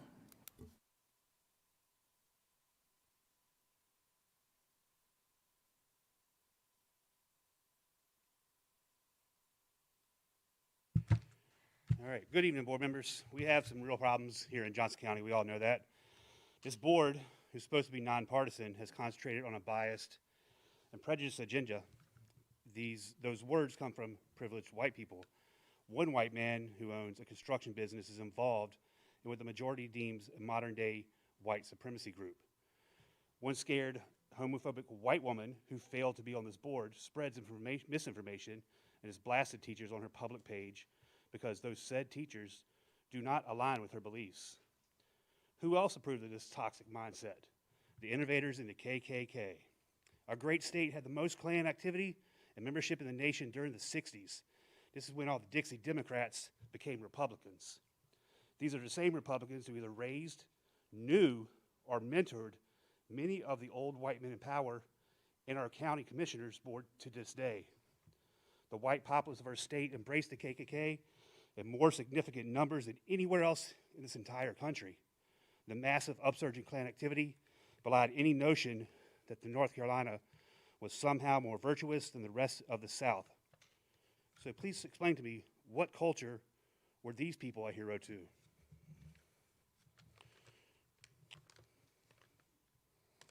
Sorry, my pages get stuck together here. So if you're cringing right now in your seats, I'm only following the rhetoric and text in your policy 5100 that our teachers must follow. You don't find it absurd. You're agreed with the words that came from two individuals. There's emails that are public record that indicate that. Moving on, you didn't listen to the teachers or the majority. You took the easy way out and let hateful and clueless constituents do your homework, just so the privileged Board of Commissioners could award JCPS the funds they held hostage. You don't think we forgot the pandering political circus that was outside last time, right? What a joke that was. Taking any of you seriously isn't easy right now when you have achieved what you have achieved here may do long-term damage to the children in our schools. Now, our schools are fully funded, and that's great. but it's because you have crafted a witch hunt against our teachers. Now that we have been fully funded, I implore you to remove or reword 4 sections of the policy. These 4 items are either plagiarized or directly from the local right-wing political group, CAG. Those 4 items are: no employee or student shall be forced to have compelled speech or acceptance of the ideas that are contrary to their beliefs. No student or staff member shall be subjected to the notion that racism is a permanent component of American life. No employee of Johnston County Schools will make any attempt to discredit the efforts made by all people using foundational documents for reform. Mr. Hall, thank you. Mr. Hall.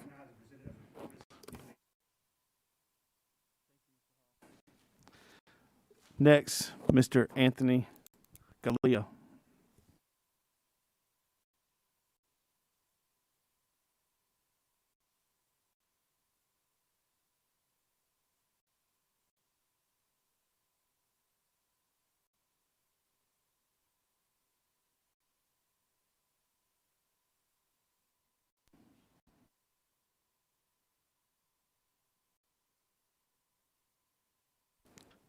Is Miss Mary Beck?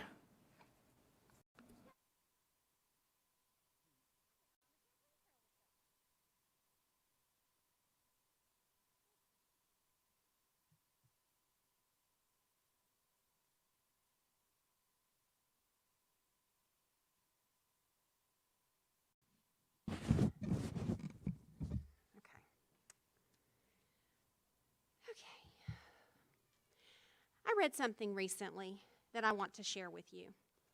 One of the problems is that slavery is taught as the history of black people and not the history of white people. We learn about slavery as part of black history. Learning about it that way ignores the fact that white people were the antagonists in that story. Our ancestors abducted whole people from their land and subjugated them into slavery and dragged them to America. Black and indigenous people did not have a choice in this. They did not go willingly. They were forced. They were beaten, threatened, raped, and lynched if they did not comply. White supremacists love to focus on the part about black tribes selling their own people into slavery. But the focus should be on what the white colonizers did. We, all white people, white colonizers have traveled to every part of the globe, taking land, destroying tribes and families, stealing, raping, torturing, lynching, and murdering scores of black people, and brown people and indigenous people. White supremacists do not want their children to learn what their ancestors did. White nationalists and white supremacists believe that white people are superior, and that belief is dead wrong. The folks in this CAG group and the Proud Boys and the 3%ers are nothing more than white supremacists. They may have changed their names, but they are still the Ku Klux Klan. Our founding fathers were young white men. They wrote our Constitution to benefit them. While I am grateful to live in a country where I am free to speak my mind, I also understand that we may need to make some updates to the founding documents.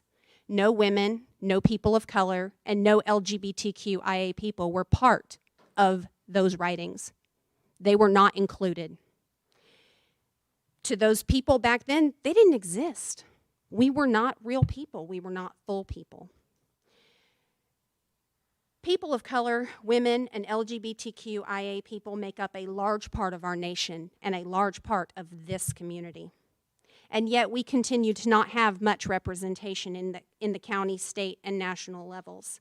We continue to fight to make our voices heard. Our Board of Commissioners is made up entirely of old white men.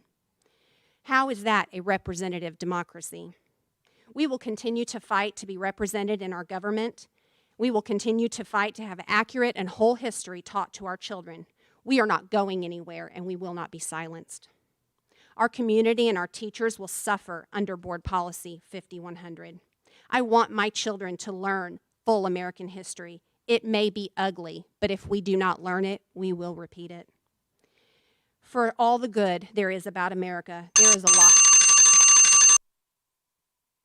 Thank you. Next, Mr. Stuart Lee.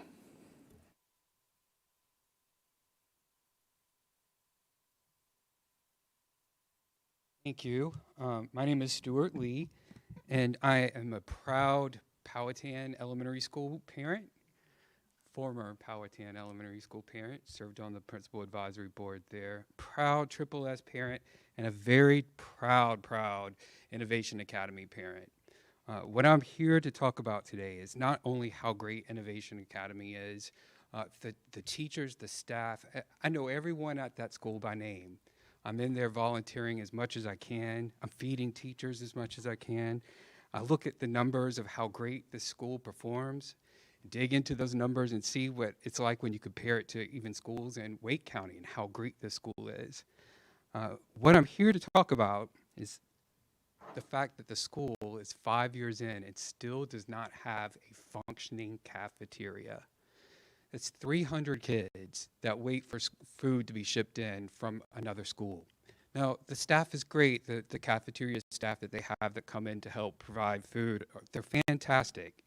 And it certainly isn't anything against them, but the school needs a functioning cafeteria. If we can build a brand new school, Thanksgiving, if we can do a brand new football field for Clayton High School, we can provide this school with a functioning cafeteria. It's been 5 years. The students have worked so hard. The staff has worked so hard. They deserve a functioning cafeteria. Another thing is, if you go into the 6th grade hall, and I invite you all to come over to this school, go to the restrooms in the 6th grade hall. They were never finished. You have one restroom over there that it's large. It's the size of a restroom for at least 4 or 5 stalls. You go in there, it almost looks comical. There's one toilet in the far corner and a sink. That means all those 6th grade students have to wait for the availability of one toilet.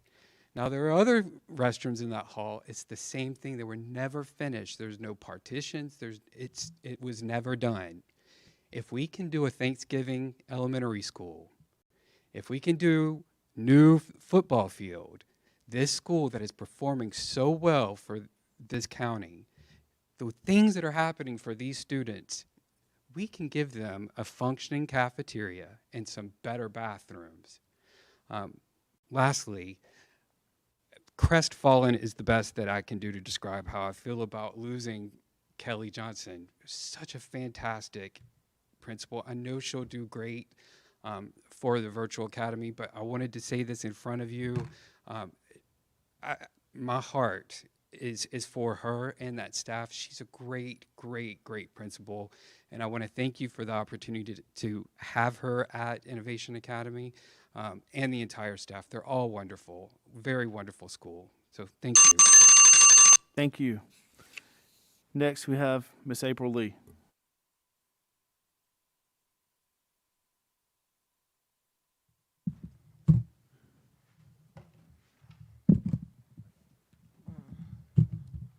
Trying to make this work. Good evening, Dr. Bracy, Chairman Sutton, Madam Vice Chair Sessoms, and members of the board. I'm April Lee, a teacher in Johnston County Public Schools, a mother of children who attends our schools, and a lifelong resident of Johnston County. I'm also president of Johnston County Association of Educators. Earlier this year, when you outlined your plans for the JCPS budget, you shared ways to increase funding for some areas of great need. I'm here tonight to encourage you to focus on the areas of need that follow. Increase TAs in K-2 schools where our students struggle. Hire more school nurses because 19 nurses isn't acceptable for our large district. Increase pay for our classified staff because now our substitutes may actually bring home more money than our classified staff. Increase teacher supplements by 1%. Our teachers and school staff are being asked to do more than ever, and while I and many of us thought that last year was the most challenging year of our careers, well, we were wrong. This has been by far the most challenging year. I also encourage you to follow the lead of other school districts like Davidson County. I'm sure you've heard that they have granted all of their staff a $4,500 bonus. Now, I'm not asking for $4,500, but I think in that whole area of retention and of being grateful for the teachers who have stuck with it, that we need to consider a bonus. I do not believe that our classified staff should only receive a bonus. They need to receive a permanent pay increase, permanent.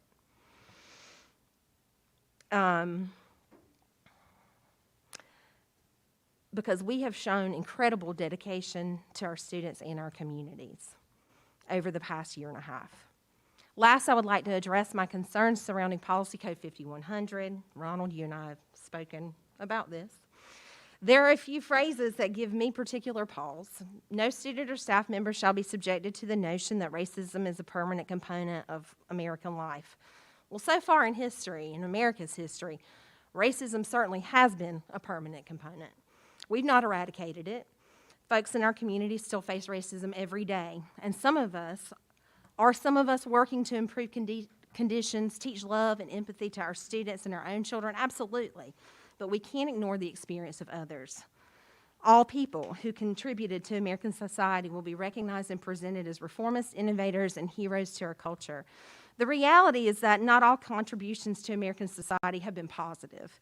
I can't imagine presenting Andrew Jackson, our president responsible for the Indian Removal Act, as a hero, innovator, or reformer. Although FDR had many positive qualities, how do we not criticize his decision for Executive Order 9066? Thank you, Ms. April. Thank you. Next, we have Kelly Casper.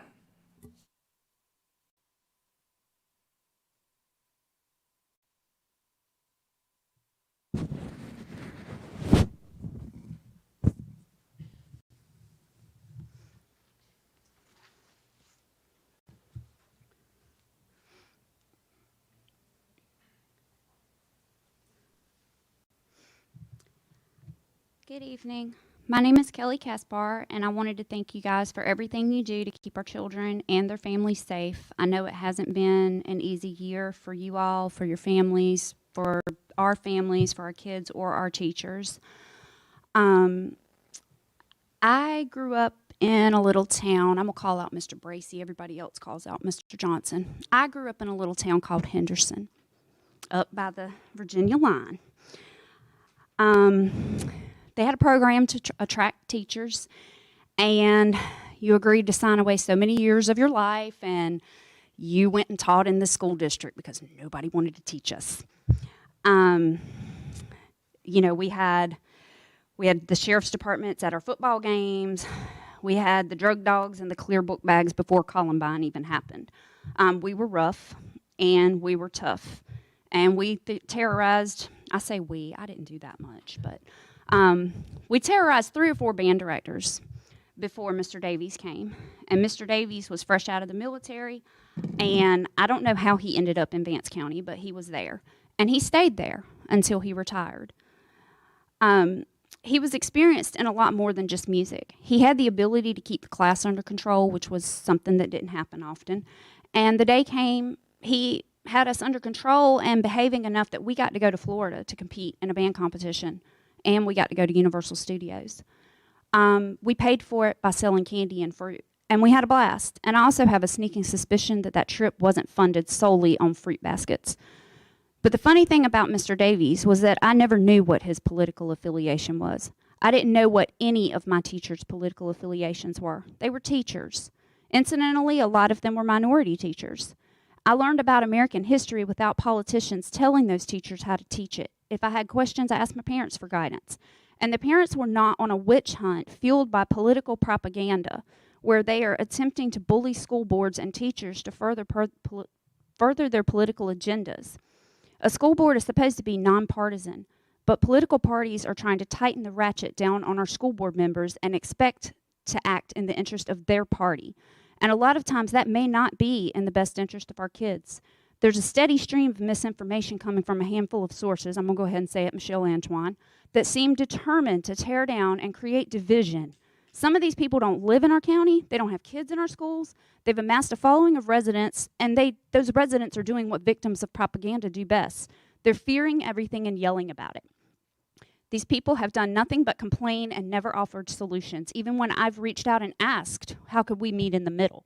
they don't have an answer. They want something to yell about, whether it's masks, CRT, or whatever. The school board, I feel like, should be discussing things like Title I school funding, teacher bonuses.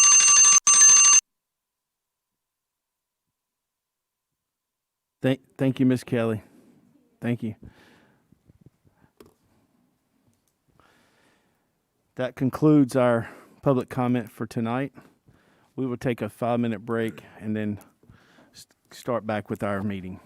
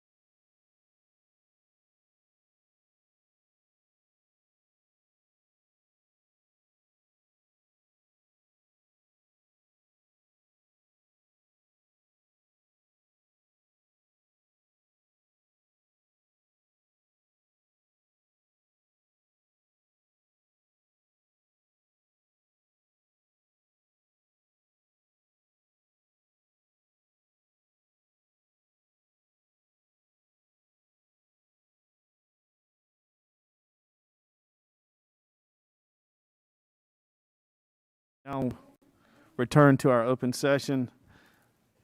At this time, I'll call on Ms. Andrews for a legal committee update. Thank you, Ms. Andrews. Ms. Sessoms, policy review. We will be meeting at 2 o'clock on Thursday here in this room as we continue to align our policies with the School Boards Association, their recommendations in terms of legislation and federal policies, federal law. Thank you, Ms. Sessoms. I'd just like to say thank you to all of our committees for the hard work you do on a daily, weekly, and monthly basis to make sure that we continue to move in the right direction in all those areas. At this time, I'll call on Ms. Caitlin Furr for character education.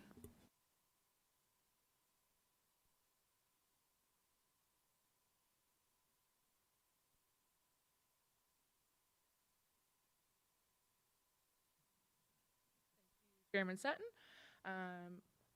Getting that pulled up on the screen right now for you. Perfect. All right, so I'm going to continue with our special recognitions this evening.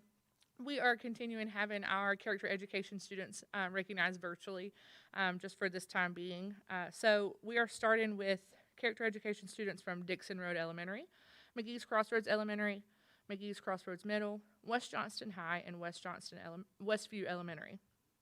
Like I said, we will be recognizing these students virtually, but you can see their photos up on the screen. First up, we have Kylie Dowdy, a 5th grade student at Dixon Road Elementary, where Miss Amy Creed is principal. Kylie is being recognized for demonstrating compassion. Miss Creed wrote that Kylie is a truly outstanding person and student. She is always willing to lend a helping hand whenever she sees a need, and she genuinely cares about others. She understands the importance of treating others with dignity and respect. The school's guidance counselor shared that Kylie has recently been concerned about a classmate who has been making poor decisions, and she has purposely been encouraging the student to make better choices. These are only a couple examples of how Kylie shows compassion to those around her. Dixon Road Elementary is proud to call Kylie one of their fabulous dragonflies. And then next up, we'll hold our applause for these students until the end. Next up, we have Ariel Anderson, a 5th grade student from McGee's Crossroads Elementary, where Miss Stephanie Leonard is principal. Ariel is being recognized for demonstrating perseverance. Miss Leonard wrote that Ariel is a very conscientious student. She is a leader in her grade, and this year was nominated by her teachers to be a part of the school safety patrol. She is always early for safety patrol and takes her job very seriously. She is willing to complete any role for the day. She assists younger students that are walking from the middle school, holding their hand and making sure they cross the street safely.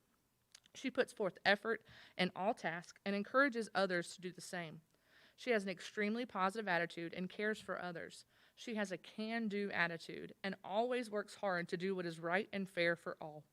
She continuously goes above and beyond to support her classmates, teachers, and school. Ariel is the epitome of perseverance.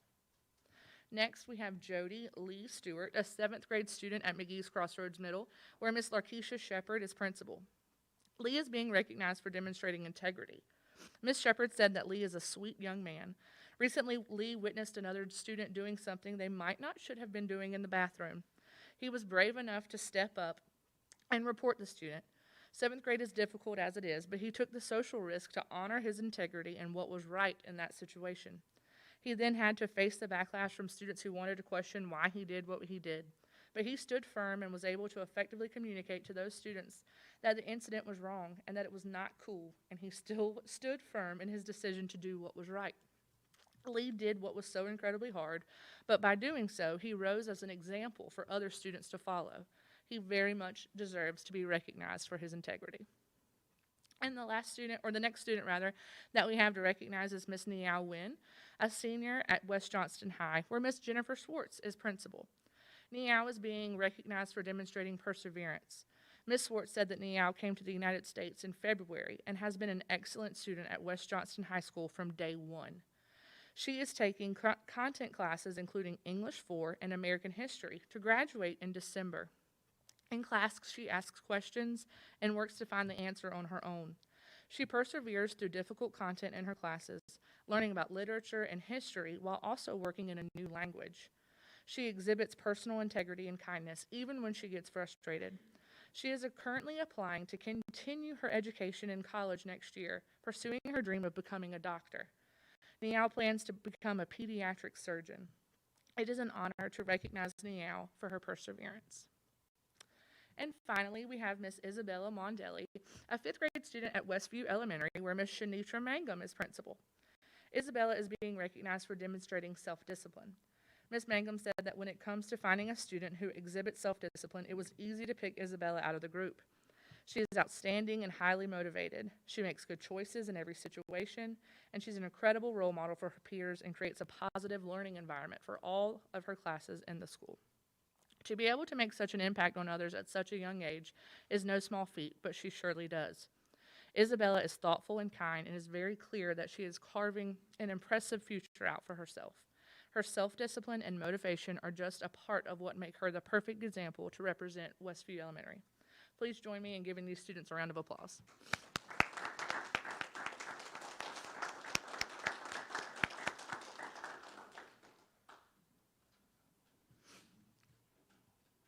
And the final celebration I have for you tonight is National Principals Month. So in case you didn't know, I'm sure you did at this point, but October is National Principals Month, and we are excited to celebrate our 48 outstanding principals.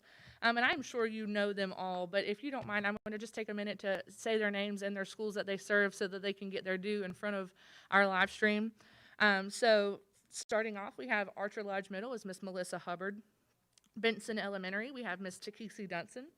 At Benson Middle, we have Dr. Dana Jernigan. At Choice Plus Academy, we have Miss Alicia Hope. At Clayton High, we have Dr. Bennett Jones. At Clayton Middle, we have Miss Sandra Morris. At Cleveland Elementary, we have Dr. Ryan Yule. At Cleveland High, we have Jenna Sauls Hare. At Cleveland Middle, we have Miss Sarah Reynolds. At Cooper Academy, we have Mr. Jamie Stoke. At Corinth Holders High, we have Mr. Brian Johnson. At Corinth Holders Elementary, we have Mr. Chad McClam. At Dixon Road Elementary, we have Miss Amy Creed. At East Clayton Elementary, we have Miss Jamie Tyler. At Four Oaks Elementary, we have Miss Kathy Parrish. At Four Oaks Middle, we have Mr. Anthony Whitaker.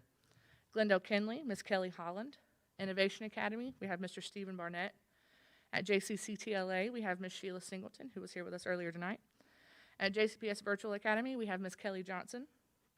At the Early College, we have Mr. Robert Daniels. At McGee's Crossroads Elementary, Miss Stephanie Leonard, and the middle school, Miss Larkeisha Shepard. At Meadow School, we have Mr. Clint Eves. At Micro Elementary, we have Mr. TJ Parrish, who was also here earlier this evening. At North Johnston High, we have Mr. Toll Avery. At North Johnston Middle, Miss Heather Anders, who was here with us earlier this evening. Pine Level Elementary, Mr. Alan Sasser, who was also here with us. Polina Elementary, Miss Christina Benson. At Powhatan Elementary, we have Dan Kerwin. Princeton Elementary, Melissa Hurst. Princeton Middle High, Jarvis Ellis. Riverdale Elementary, Miss Jenny Durko. Riverwood Elementary, Miss Lee White. Riverwood Middle, Sharon Bryant. Selma Elementary, Miss Maritza Rosado. Selma Middle, Mr. Stephen Baker. Smithfield Middle, Miss LaShonda Faison. Smithfield Selma High, Mr. David Allen, who was here earlier this evening. South Johnston High, Mr. William Weaver.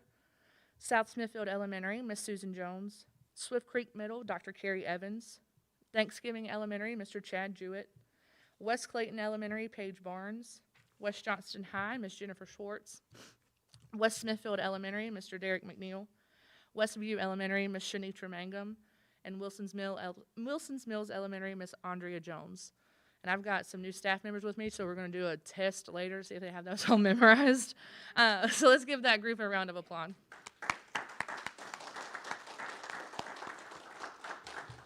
And if you haven't seen it yet, Dr. Bracey challenged me to do a recognition, a theme for this month. So we are doing daily shout-outs on our social media of each principal. We're celebrating about 2 to 3 a day.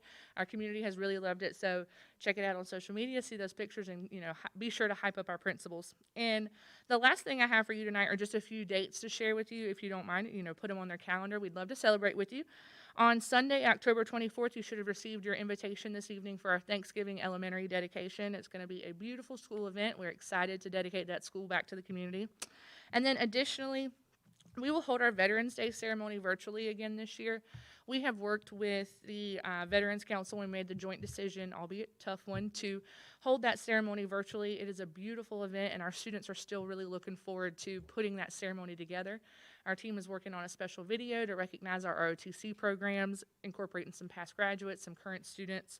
But we will still work with our school nutrition service and hold a drive-through meal for our veterans in the county. So if you or your loved one or is a veteran or anybody you know, please tell them to come see us after our virtual ceremony on November 11th. We'll start serving meals about 11:45, and anyone in the community who is a veteran is welcome to come out. We look forward to seeing them every year. So thank you so much, and with that, that's all I have. Thank you, Ms. Furr, and I'd just like to thank the principals for all of their hard work over this past year and a half, and with COVID, that sometimes they go without the recognition, so I just wanted to thank them. Teachers and staff do a wonderful job, but we also thank our principals and their admin team for everything they do. At this time, we'll go into advisory council appointments, starting with Wilson Mills Elementary. Mr. Chairman, Andrea Jones, Principal Andrea Jones recommends Adam Hillis as a new member, 3-year term, 2021 through 2024. Thank you, Mr. Wooten. We'll let that stand as a motion. Next, we have Clayton Middle School. Yes, Mr. Chairman, I'd like to recommend for Clayton Middle School, Principal Sandra Morris recommends Tricia Hornbeck and Kathleen Ankner. This is for a 3-year term going from 2021 to 2024. Thank you, Ms. Andrews. We'll let that stand as our second. Next, we'll go to Polenta Elementary. Yes, sir. Once again, Principal Christina Benson has 2 new appointments for approval for Polenta Elementary Advisory Council, Miranda Oliver and Karen Barefoot. These are new appointments. Terms would be 2021 through 2024. Thank you, Ms. Andrews. Pine Level Elementary Principal, Mr. Alan Sasser, recommends Mr. Bradley Lee as a new appointment, starting in 3-year term, 2021 through 2024. Mr. T.J. Parrish at Micro Elementary has 2 appointments, Laura Ocho and Art Pittman, both renewals for a 3-year term, 2021 through 2024. This time we'll go to Cooper Academy. Principal Jamie Stoke has 2 new appointments for approval for the Cooper Academy. With the board's approval, I recommend the following advisory members: Meg McLeod and Indra Pugh Gordon for a 3-year term from 2021 to 2024. Thank you, Mr. Byrd. We'll go to Corinth Holders High School. Principal Brian Johnston has 2 new appointments for approval for the Corinth Holders High School. With the board's approval, I recommend the following advisory members: Rosalind Mosley and Joanne McKay, again for a 3-year term, 2021-2024. Thank you, Mr. Byrd. We have a motion and a second. All in favor of these advisory appointments signify by saying aye. Aye. All opposed. Motion carries 6-0. Dr. Bracy. Mr. Chairman, at this time I ask that the board approve consent items numbers 1 through 6. Motion by Mr. Carroll. Second by Ms. Sessoms. All in favor say aye. Aye. Aye. All opposed. Motion carries 6-0. Dr. King.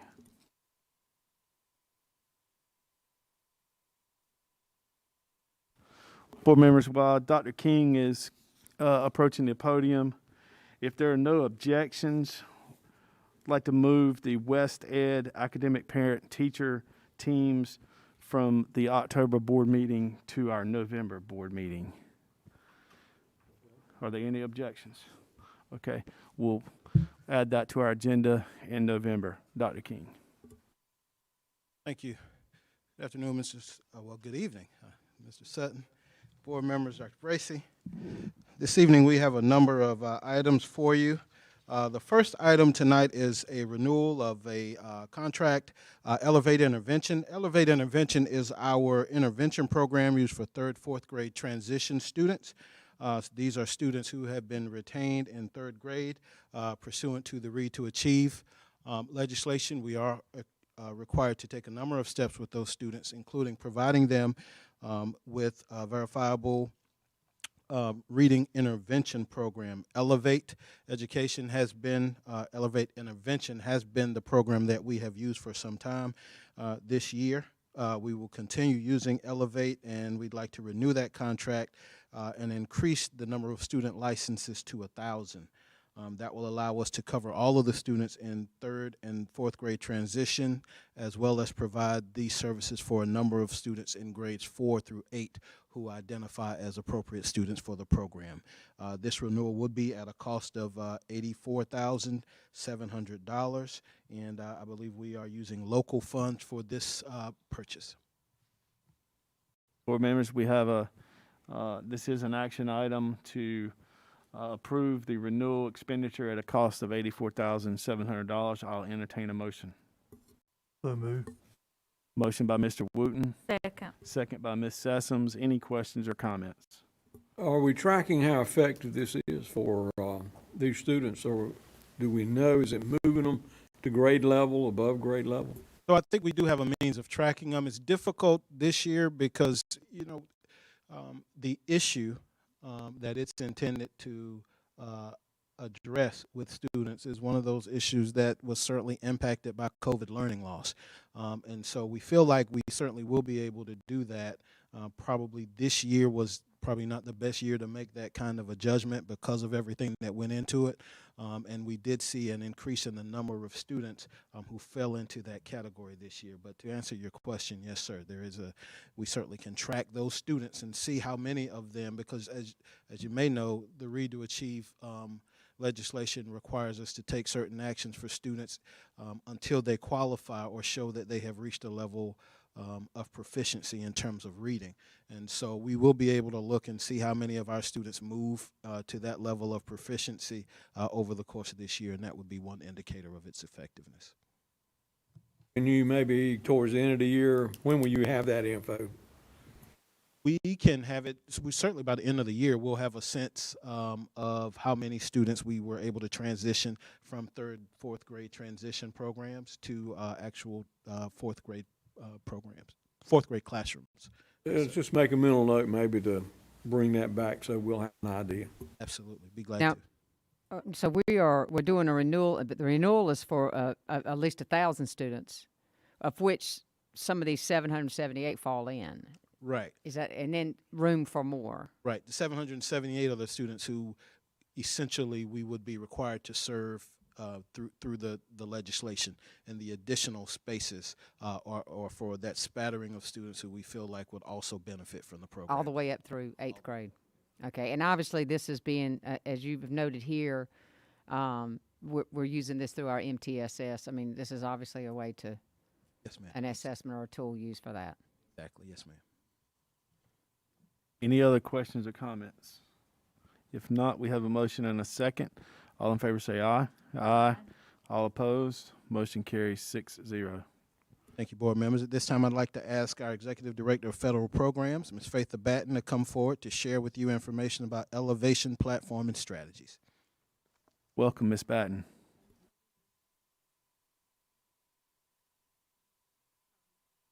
Not to be confused with Elevate that he just talked about. This is Elevation, E-L-L, specifically for English language learners. It's a database platform that allows the county and teachers to manage ELL information. We have approximately 3,600 students. Well, I've got the number, 3,664 as of today, that calculates it and tracks students that come into our county and allows students that have plans to be uploaded into the system, and those plans can be tracked so that teachers and schools can ensure that their plans are being followed and any accommodations and testing mods that should be in place are being followed as well. This is a two-part contract that we're looking at tonight. This first part does, like I said, tracks the students and allows for that plans to be uploaded, and it's about half of this total amount, so it's $47,146 for this platform. The second part of this Elevation web-based platform is the teacher strategies that it offers. Teachers are able to go in and access, they actually can filter. I was in there today playing with it, but I'm so visual. On the left-hand side, you can filter whatever grade level you're looking at, and then through that, you can put in the standard that the teacher is trying to figure out more strategies to teach for, and it supports teachers by generating best practices. They are research-based, and they are able to share or collaborate with the classroom teacher or teach directly with these strategies. They are language-based strategies, so you're thinking about a lot of vocabulary building and background knowledge that is intentional to be put in there. And then the collaboration that happens between the teacher and the content teacher can happen because you're really maximizing that learning for students who are struggling with language. That second part is also $47,000. So for total, the cost is $293,775.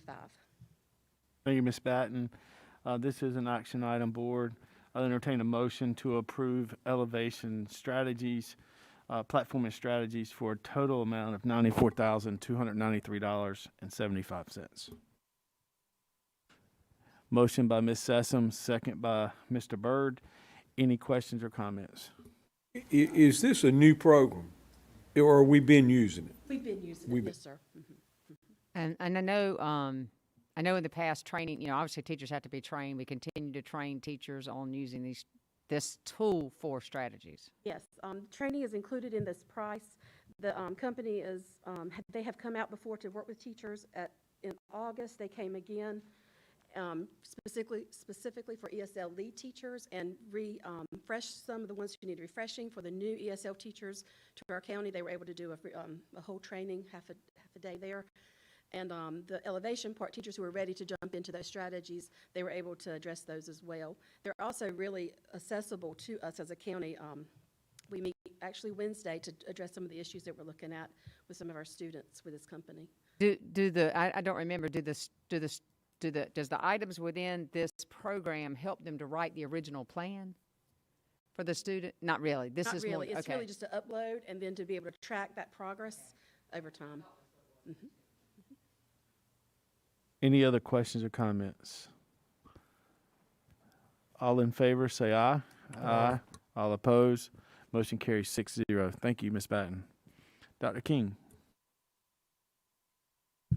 Board members, our next item is decodable text, or GEODS, professional development. This item gives me the opportunity, board members, for the first time, to introduce you to our new Executive Director for Elementary Education and Director of Title I Services, Dr. Keebler Williams, who will come forward and share some brief information with you about decodable text, professional development. Thank you, Dr. King, and good evening, everyone. I wanted to thank you all again for approving the purchase of GEODS decodable text. We are really excited to get those in schools and begin to use them. Based on what we have heard from some schools following our wraparound meetings, GEODS are arriving in schools now, and teachers are excited to use them as part of their English language arts small groups. In order to use them with fidelity and in line with the science of reading, we are requesting a professional development session for K-2 teachers and implementation support sessions for school and district leaders and coaches. When the initial request came to you regarding the purchase of the books, we did not anticipate that teachers would need professional development on their use because they were so familiar already with the use of leveled text, which are also called controlled text. We have since learned, however, and we want to be responsive to the needs of our teachers and principals, that while decodable texts are also controlled text, their control measure is markedly different from leveled text and requires students to focus on spelling and sound patterns to learn to read instead of the predictable context used in leveled text. So the professional development that we are asking for will help teachers to understand the difference and how best to utilize these decodable texts in their classrooms. CIA is therefore requesting your approval to purchase professional development sessions and implementation support to fully use GEODS in our elementary schools. This is an action item, so I'll entertain a motion. So moved. Motion by Ms. Andrews, second by Mr. Carroll. Any questions or comments? This training or this professional development, will this be for every teacher who will be using the text, or will this, what will be the model for professional development? This will be for our K-2 teachers. We are allowed to have 35 participants in each session, and we are planning for 12 sessions. So they get 12 sessions, they each get 3 hours? Yes, ma'am. Okay. And then 3 hours of follow-up support? Or So the 3 hours of implementation support would be for district level leaders like myself and administrators. how many K2 teachers will we have? We have a lot, don't we? We do. We have 12, about, 35. I think it's just under 400, maybe Wow. around 380. So the time frame for doing, I don't question this one bit, but the time frame for doing this? So we are hoping to plan it to occur on the January 3rd teacher workday. Are you going to do it all at one time? What we want to do is, what we would like to do is to have all 12 sessions, yes ma'am, on that day, but what we know for sure at this moment is that the company has 6 trainers, so we need to go back to them, pending you all's approval, to see if they would have 12 trainers available at one time. Any other questions or comments? If not, go ahead, Mr. Byrd.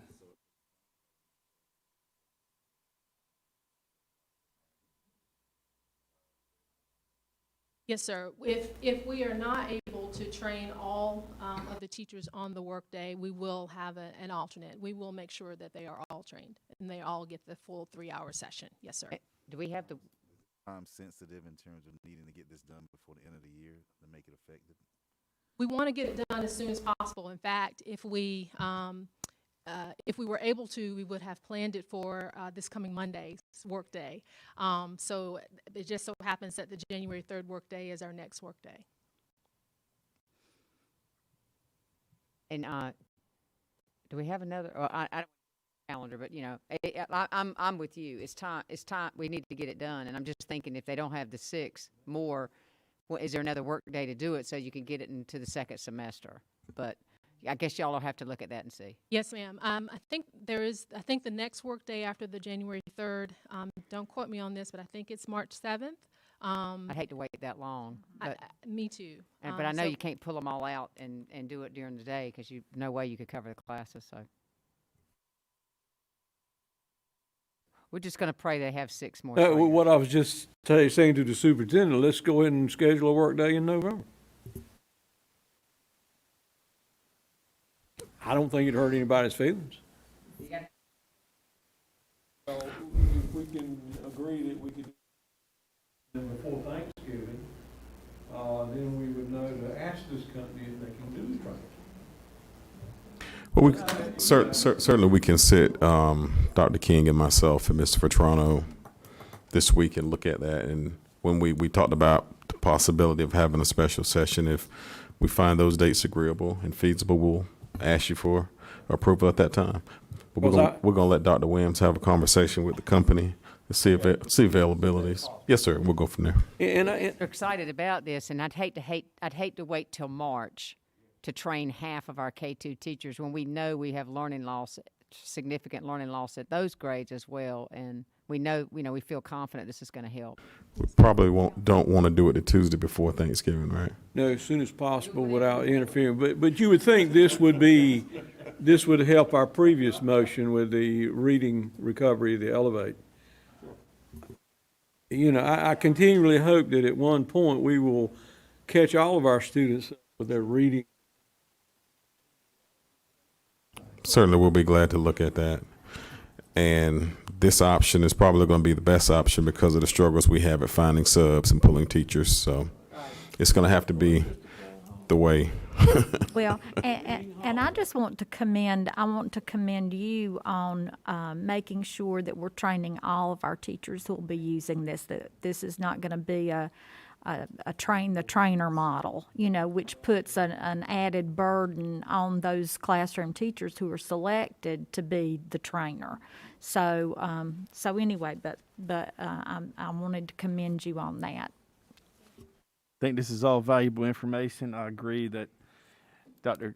Bracy and Dr. King and Dr. Williams get together, and if they find a date that works for all these trainers, this board has that opportunity to make that decision of making another work day so that we can train these teachers, make sure that we can get our reading up to where it needs to be. So I'm all for that. Yes, all in favor of this, say aye. Aye. All opposed, motion carries 6-0. Thank you. Thank you, Dr. Williams, and welcome again. Dr. Williams, don't go far. Since you're up and warm, and we'll skip over to the final item and ask Dr. Williams to return and talk about professional development for teachers of English language learners. Thank you, Dr. King. So after reviewing our EOG and EOC test data, we noticed a trend in the increase of enrollment of English learners throughout our district, but a decline in their performance on these state assessments. Their progress toward exiting the English learner program has also trended downward. After seeing this, we surveyed the principals of Title I schools regarding possible district-wide Title I projects. Professional development for teachers of English learners was the #1 choice among Title I principals, so this has become our district-wide Title I project. We consulted internally in CIA regarding possible options and hosted a request for proposal for bids that would be able to accommodate professional learning at all of the Title I schools in our district, focused on academic vocabulary, reading comprehension, and writing, with elements of social emotional learning and cooperative learning highlighted along the way. We were also seeking a proposal that could host the professional development sessions after school and provide direct coaching for teachers during school, while also providing support for school coaches and administrators. So a committee evaluated 3 proposals, received and selected Margarita Calderon and Associates. Dr. Calderon is the creator of the model used in the training and is internationally known for her work in the field. Pending your approval, she will also be one of the trainers working with our schools. So therefore, CIA requests your approval to award this contract for professional development to Margarita Calderon and Associates. This is an action item, and also it states, we're going to, the motion is pending the contract review of Tharrington Smith, so I'll entertain a motion for that purpose. Motion by Mr. Carroll. Second. Second by Ms. Andrews. Any questions or comments?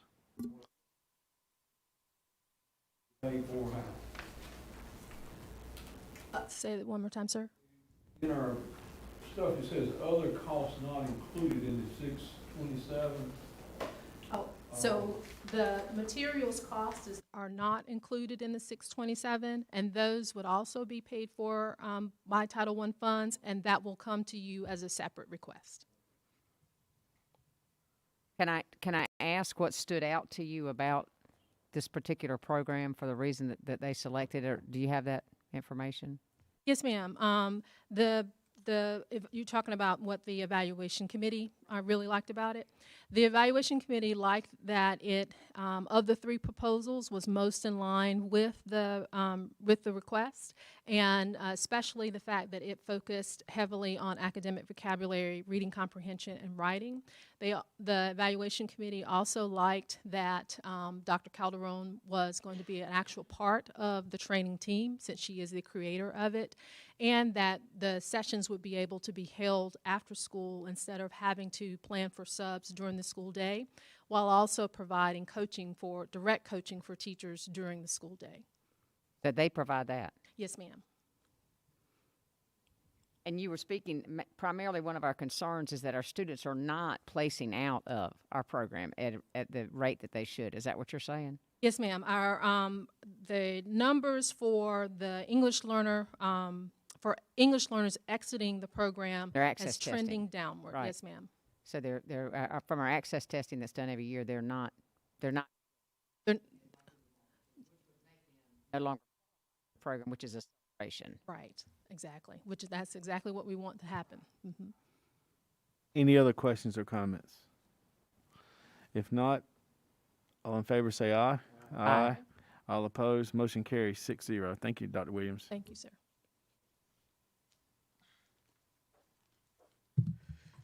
Thank you, board members. And our final item tonight is all about my hometown university, University of Mount Olive Articulation Agreement and MOU. And I'd like to call up our executive director for CCP, Ms. Suzanne Lujan, who will talk with you about this item.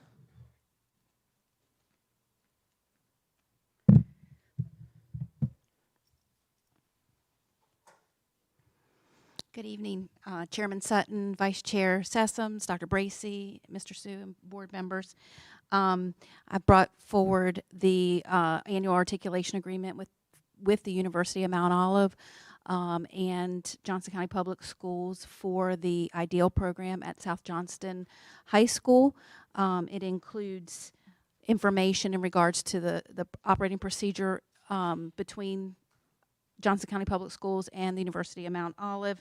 The articulated courses are included in the agreement, as well as the pathways that are included. This is a renewal. This agreement has been approved previous years, and there was a change document that was included in the articulation agreement that outlined the changes from the previous year. And we are requesting approval again this year. This is an action item.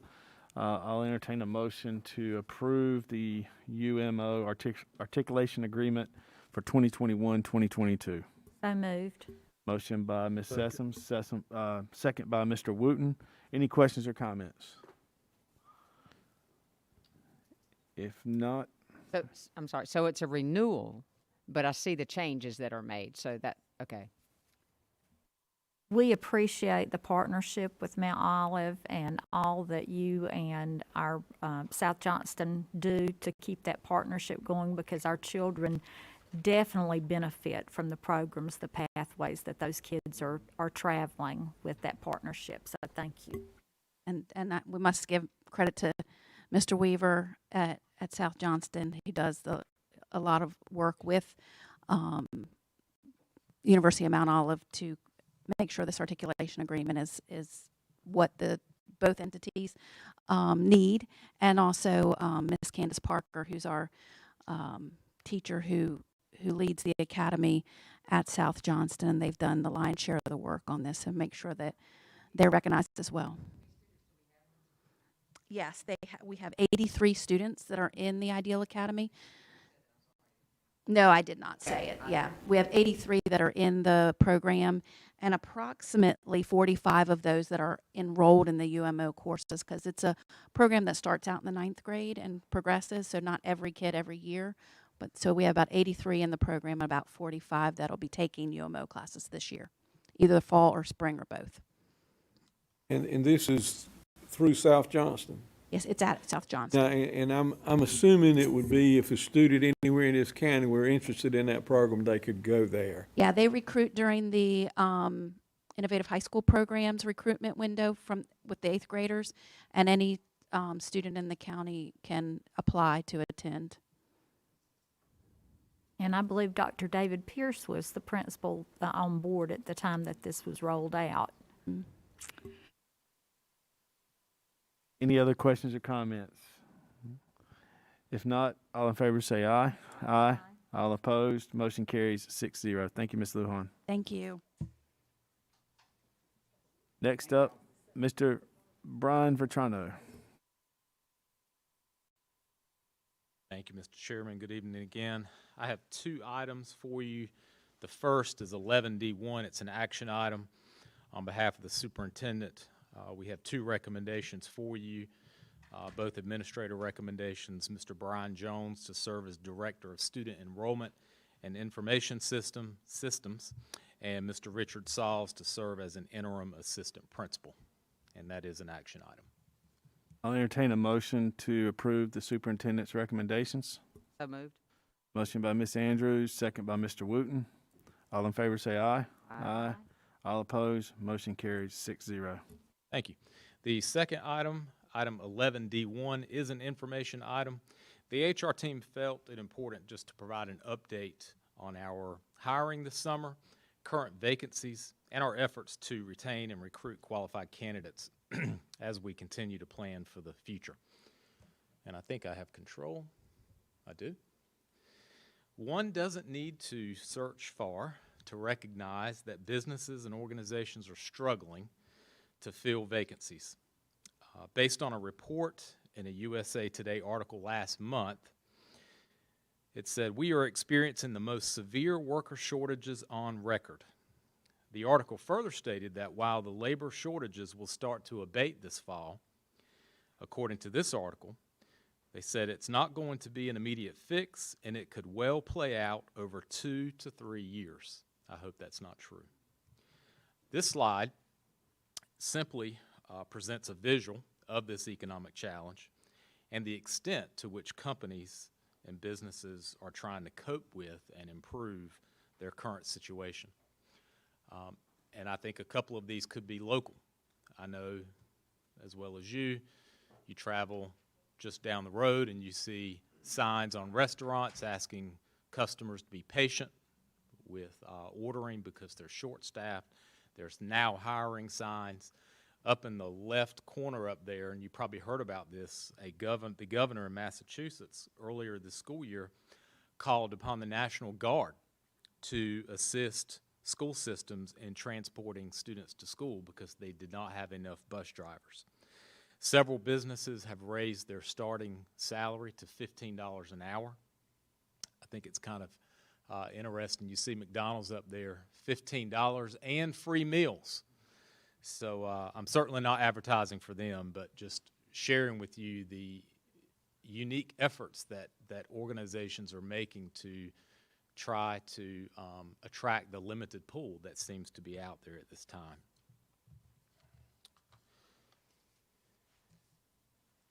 The next 3 slides are going to show you how busy the HR team has been processing employment recommendations to address the staffing shortages. And the data represents the number of new hires and transfers from May of August from these years. So this is pre-K through 12th grade certified new hires and transfers. And you can see that there was a big drop in 2020. Of course, that's when there were many shutdowns, when things were virtual. But you can see in 2021, the most recent, the huge jump that our school system has faced processing recommendations. This is the central certified hiring. Now, you also see a jump from 2020 to 2021, but it has not surpassed 2019 and 2018. And I think that can be attributed to Dr. Bracey coming here and working with this board and cabinet in looking centrally and identifying which positions do we truly need, and then looking at any that we may not need and putting those resources back out in schools. On the classified hiring, you can see again the drop in last year, but the surge this year, 409 already, and that's just through August. The current numbers, obviously, if I added those today, that bar would climb. We've also seen this upward trend among these other areas: substitutes, non-faculty coaches, EC contract employees, and tutors hired. The blue is our subs. So you can see the dip in 2020, which is consistent with the other slides, but then the surge this past year. And even with those high numbers of recommendations that we have processed, you will see here that we still have many vacancies, unfortunately. So these slides compare the vacancies in August to previous school years. And so you can see that this school year well surpasses other school years. But right now, this was in August, so right now we have approximately 90 certified vacancies. I think it's 89 and a half. Yes, ma'am.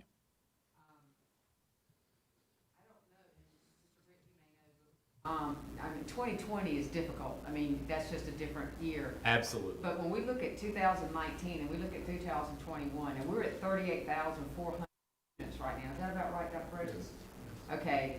Our enrollment in 2019, is anybody? 36.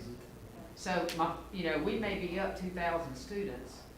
So would that be part of the need for additional staff? You're going to see toward the end of the presentation. Okay.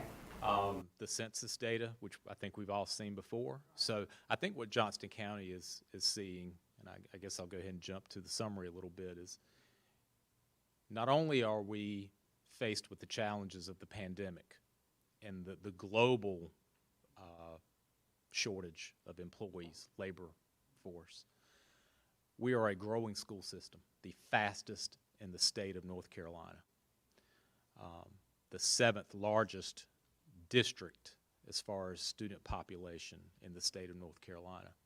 So while some LEA school systems, their growth may be stagnant or they could be decreasing, they might be having to look at possibly riffing employees, but they're not because they have natural turnover.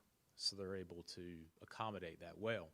We have natural turnover, then we're faced with this shortage, and we're a growing school system.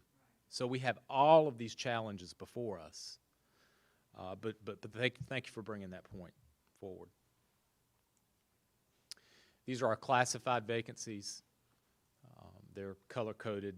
You can see blue was August of 2019, red August of 2020, and then this most recent is the yellow.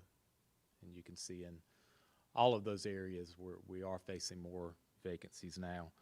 Now, we have made some progress in areas, and some of those have actually increased. So currently we have 46 custodial vacancies as of today. So that number has actually climbed a little bit, which is why we're partnering with some companies to help address the custodial shortages. We have 7.5 office support, which is a little bit lower than what's on there. 32 school nutrition, so we've made a little progress there, and then 78 TA vacancies. So we've made some progress, but certainly the challenge is still there.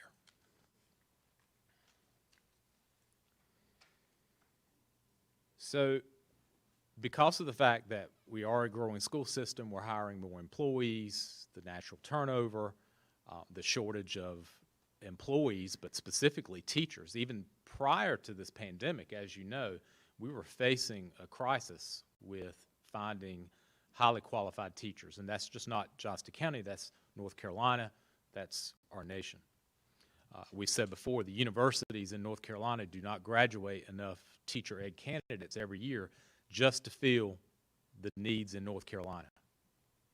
So it makes sense that this slide with licensure, our 2-member licensure team, they work so hard. They, this past year, you can see so far 420 some licensure tasks that they are working on, working with individuals on meeting licensure requirements, getting them licensed. And those take a lot of time, a lot of meetings on their behalf. Correct. We have 432 currently teachers this that year are who are working working on either Yeah, lateral, residency, provisional, validating their license. They have a limited license. Yes, ma'am. And 2 people are serving those 400 plus, 2 Now, people. Our people that are heading up beginning teachers organization, The beginning educator support Right. team, Dr. Right. Holmes and his group. Right. Right. So that group actually functions under Dr. King in curriculum and instruction, because they're really there to support them and help them grow professionally. But that team, I believe, is a 3-member team, I believe. Yeah, and all of these individuals not only are teaching and working, but they're having to complete requirements to gain their licensure at the Correct. same time. I know the residency are tied to universities and are trying to help out, but, Correct. And there are some fast track programs out there, Right. but it's still dedication outside of the right, school it's day. a lot of work. It is. Well, and, you know, if I understand correctly, from my background, in the universities last year, with COVID, especially in March of 2020, they did not hold teachers accountable, well, the teacher candidates, the practice exams, the EdTPAs. Oh, I need to talk to you. Our graduates, our teacher candidate graduates, also received some leniency on the requirements that they needed in order to receive a provisional license. I may be talking too much, but anyways, we have people come into the schools who have not yet completed all their requirements because they too were given some provisions because their last semester of college was interrupted because of COVID. But they come into our schools still needing to meet requirements. They have 3 years to meet requirements in order to receive a clear license. Correct. So, for example, teachers who may not have, recent graduates who may not have passed the EdTPA, they, LEAs can recommend to the state that they receive a license. Correct. So they need help. Yeah. But had we not had these opportunities, these different opportunities for teachers to become licensed, we would be short over 400.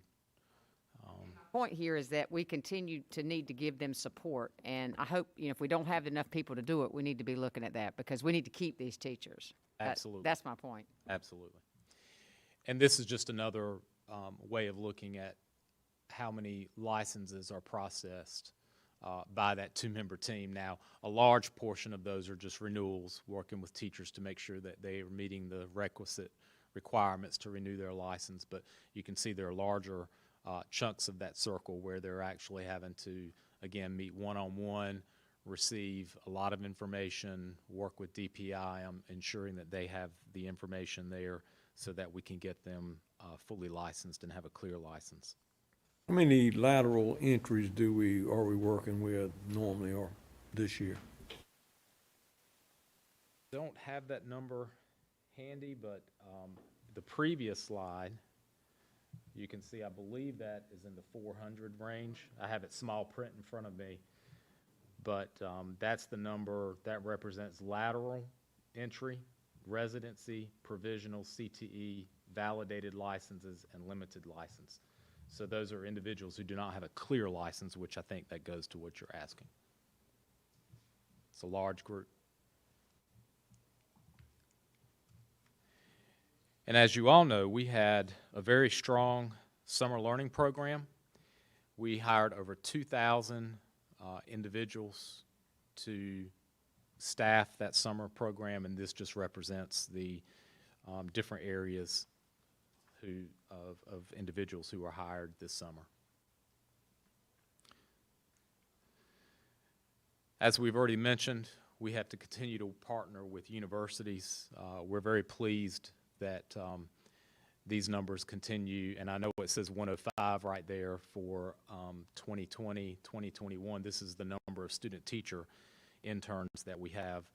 We're actually estimating 110 because some may not do the full year. They may start later in the year. So that's very encouraging to see that number climb. There was a chance where that number was declining for a few years.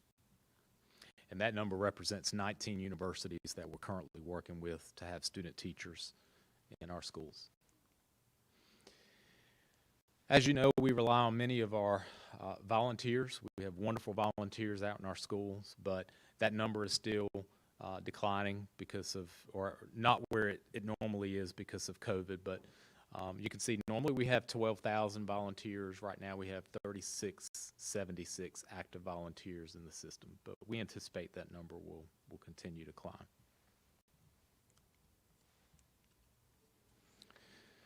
So when we look at resignations, retirements, You can see, obviously, we've already talked about it, the surge there. And this is just one of the factors that has made it challenging for our school system, as well as the other items that we've mentioned. When we look at the reasons for resignations, you can see that it's higher in most areas, and that makes sense because overall, if it's higher, it's going to be higher in most of those areas. But career change, it's higher, family responsibilities, relocation, retirement, and then teaching elsewhere. Those are certainly the ones that stand out. Other just means that they're not sharing with us why they're leaving. They're not required to tell us why they're resigning. We do have a form that we encourage all of our staff members to use, and we put this information on our form because it aligns with the turnover study, the teacher turnover study or attrition study that the state completes each year. And so we try to put the same categories on our resignation form that the state is asking for so that it allows us to be able to study that information more carefully when we're completing that. This next slide is looking at principal turnover data. You can see that the last few years the percentage has been much lower than what we experienced in 2017 and 2018. Those 2 years, almost 50% of your schools had a principal that was placed in that school that was new to that school. May not mean that they were a brand new principal, but they were new at that school. And so, as you all know, Dr. Bracy works very hard whenever there is an opportunity to put a principal at the school to make the best decisions possible.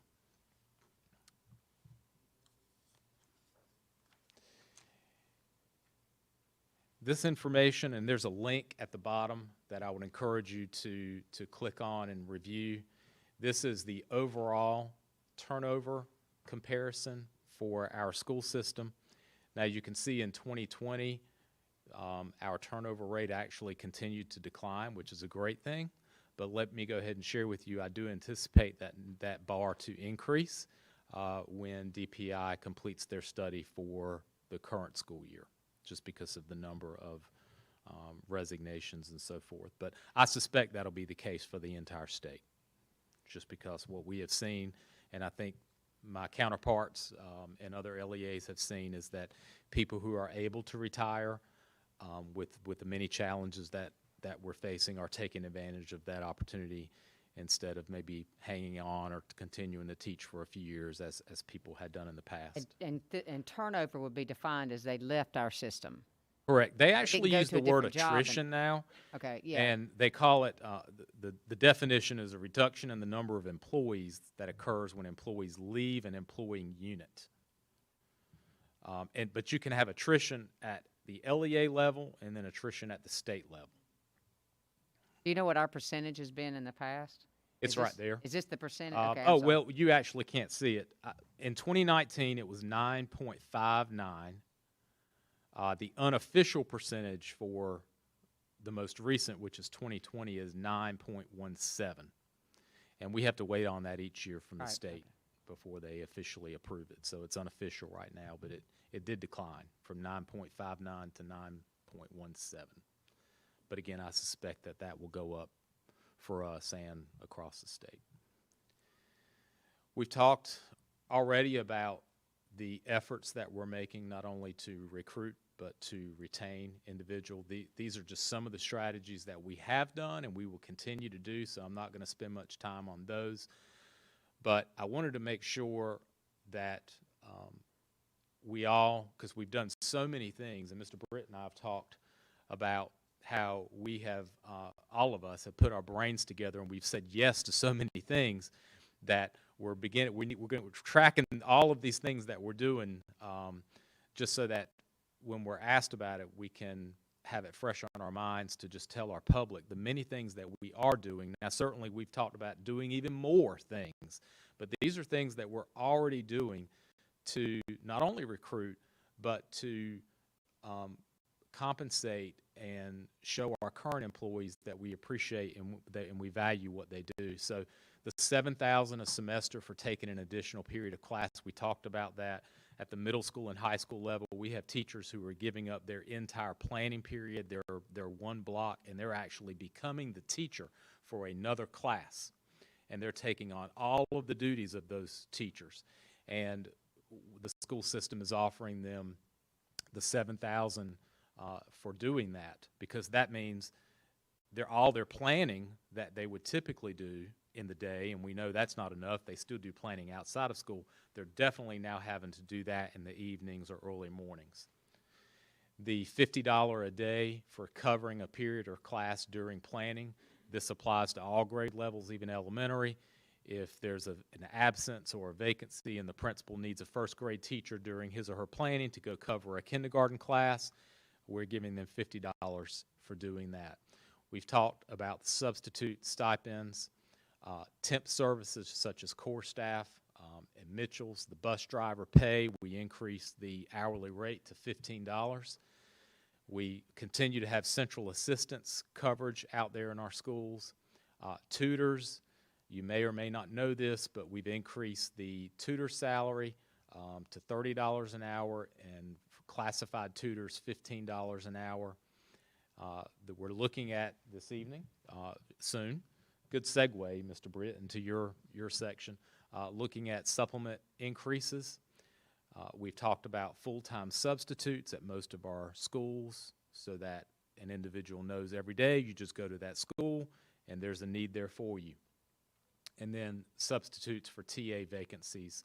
Those are the temp subs that we've talked about, where if principals have TA vacancies, they can hire a sub to come in there temporarily through December. But the incentive for them to keep looking for a permanent TA is, even if the TA is hired, a permanent TA, that temp sub can still remain there and assist in other areas. Mr. Vetrano, those temp subs, are they, for our teacher assistants, are they required to drive a bus? They are not, and that's why they're only temporary, and our commitment is for them to remain in that position only through December, because it would not be fair to allow them to continue to stay on permanently, and our regular teacher assistant and custodial and school nutrition assistants would have to meet that requirement. And of course, those strategies, and we just discussed earlier that we'll be planning and coming back before you with even more strategies. It's important because we need to be planning for the future. And this is the census data, and you've seen it, we've talked about it, but we are first looking at the last census and this census as far as the growth that we've experienced. 27.9%, I believe, is what that says in there. So when you look at our population as a whole, we're 12th in the state. When you look at the number of students in public schools, we are 7th, but we are the fastest growing in the state of North Carolina. And so with that, we have wonderful opportunities in front of us. And they're challenges, but we're all here to meet those challenges, and we appreciate the suggestions that the board has had, and certainly Cabinet has come together many times to talk about ways that we can not only recruit more individuals to our school system, but show our current employees that we appreciate and we value them as well. And that last slide is just to give copyright credit to all of those slides that we had on the first slide where we took them from. And I'll be glad to answer any questions that you might have. This is great information. It really is. Thank you. Thanks for all the work it took to go in there.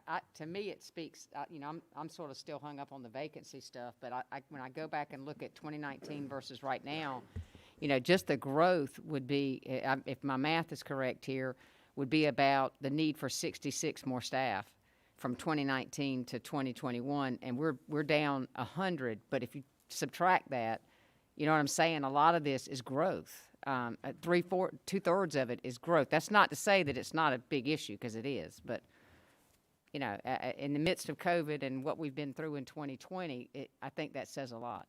Appreciate all your hard work. Well, it's a team effort.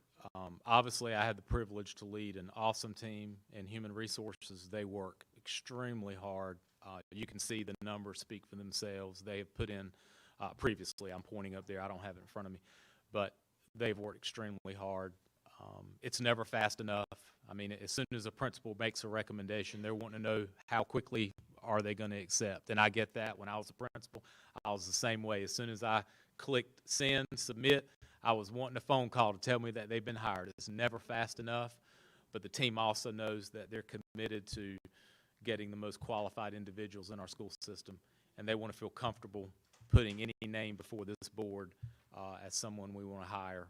And so that does take time. Are we doing any, we've got some young people graduating here in December from colleges and universities, many in teacher ed programs. Are we doing any kind of recruitment? So we always offer early contracts, and we've even talked about offering them to those who were already in our schools. I'm just thinking about out to the universities that have December graduates coming out in education. I know where I work, we've got many coming out, and what kind of recruitment maybe is taking place to see if those young people would come work for Johnston County Schools. Well, we do attend job fairs. That was on the items that we've been doing for years. We attend job fairs. We send here a mid-year job fair. In the December with the December graduates. We haven't done one previously, but we're open to any and all suggestions. I know I've hinted around a few times to Dr. Bracey that I'd love to hire a full-time recruiter, just because as a growing school system. I think that's a great idea. Now, again, the team works wonderfully together, but having someone who lives and breathes recruitment every day, their feet hit the floor, they're thinking recruitment, because there are a limited number of individuals out there, and we're having to compete. And as you can see, especially the way the economy is right now, it only complicates our challenges as far as hiring is concerned. But yes, our schools, the department, they've done a tremendous job in filling these vacancies and thinking about unique ways to recruit, but also to reward. Because you have some individuals, and I've talked with some counterparts across the state, where they've just put a lot of their funds into signing bonuses. And there's mixed reviews on that. Some people say it works, some people say it doesn't. Especially if we start putting out a signing bonus in the neighboring county, then you're back to where you were. So we know one thing, we have our current employees, and what can we do to keep them here?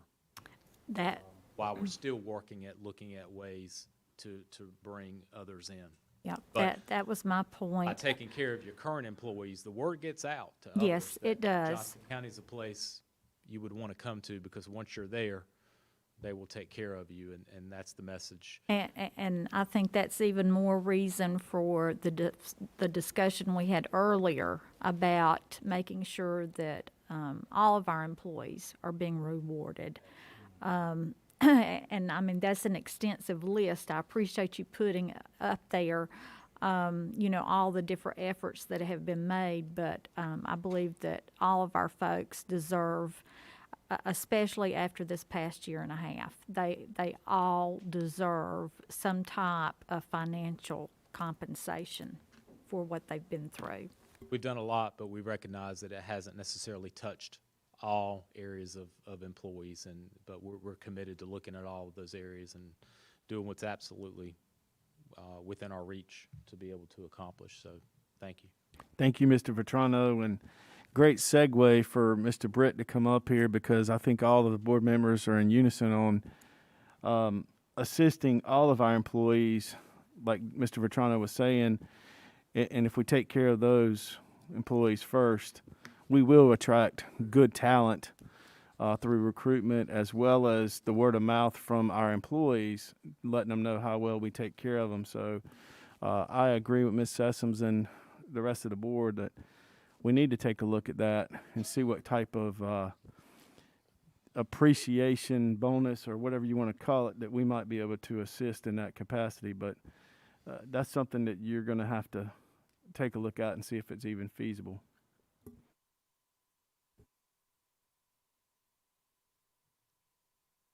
Good evening again, board members. My first item for your consideration tonight is our current school year fees. So North Carolina state law requires that all school districts have its student fees approved by the board and posted on its website in October of each year. So this current school year's fees are exactly the same as last year's fees, with the exception of one item, and that is the North Carolina fee or pre-K fee for service line that you see on your document.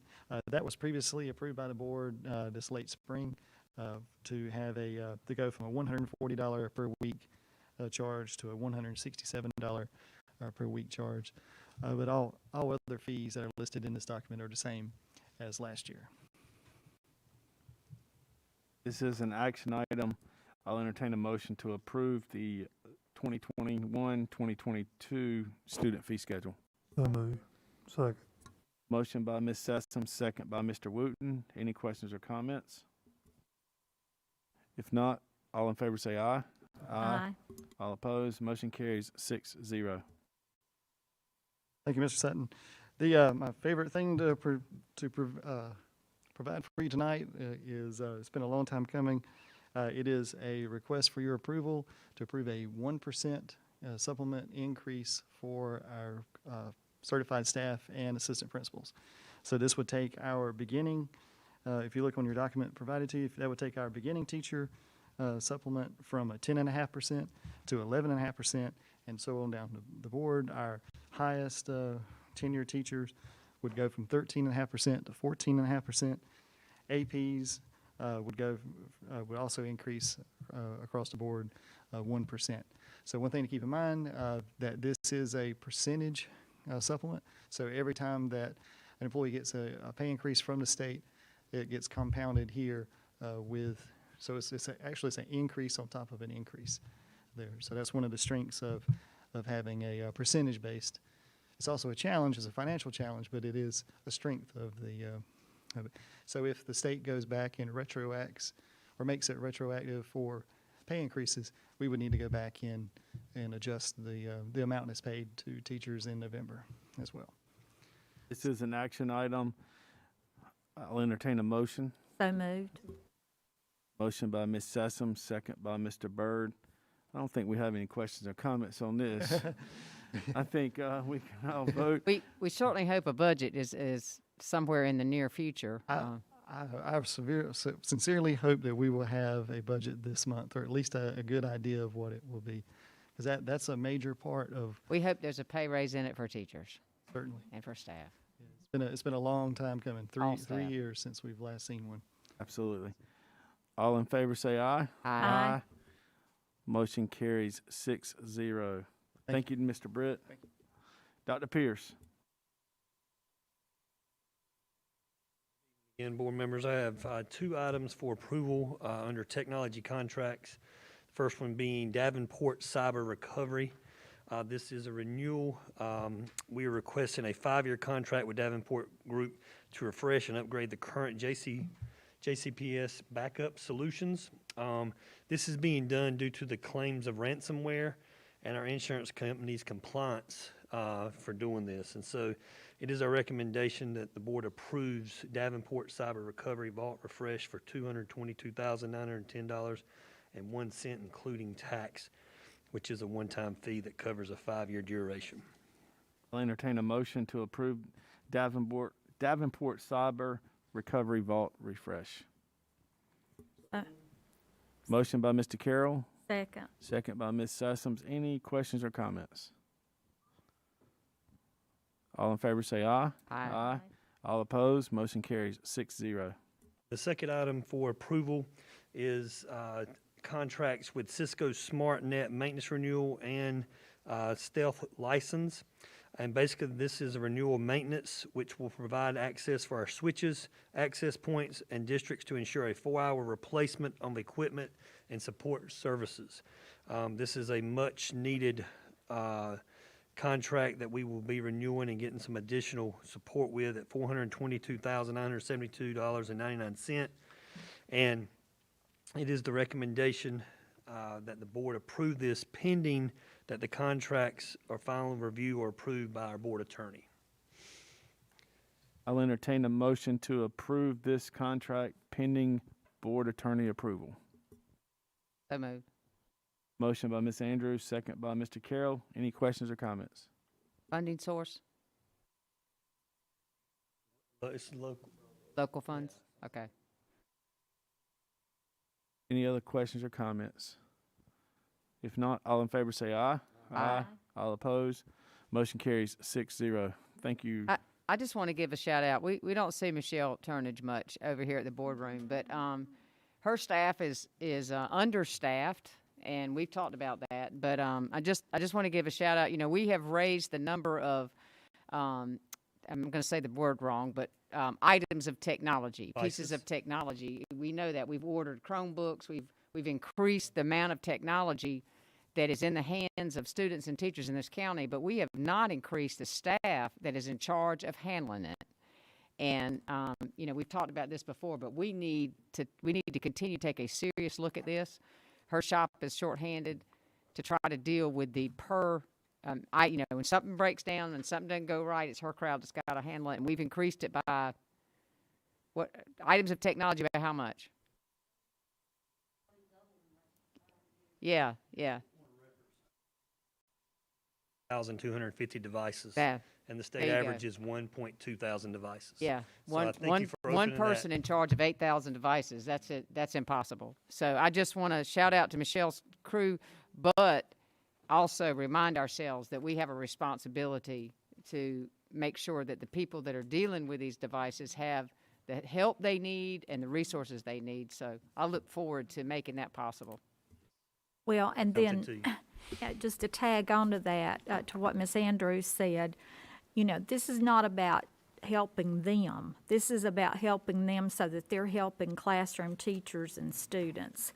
And it's admirable that they've been able to do what they've been able to do, but we'd like to see them come back next year. So, you know, if we can work on that, I think that would be a good thing. There are no further comments from the board. Our next board meeting is Tuesday, November 9th, 2021, 4 p.m. closed session, 5 p.m. open session. At this time, I'll entertain a motion to adjourn. So moved. Motion by Ms. Andrews. Second. Second by Ms. Sessoms. All in favor say aye. Aye. All opposed. Motion carries 6-0. We're now adjourned.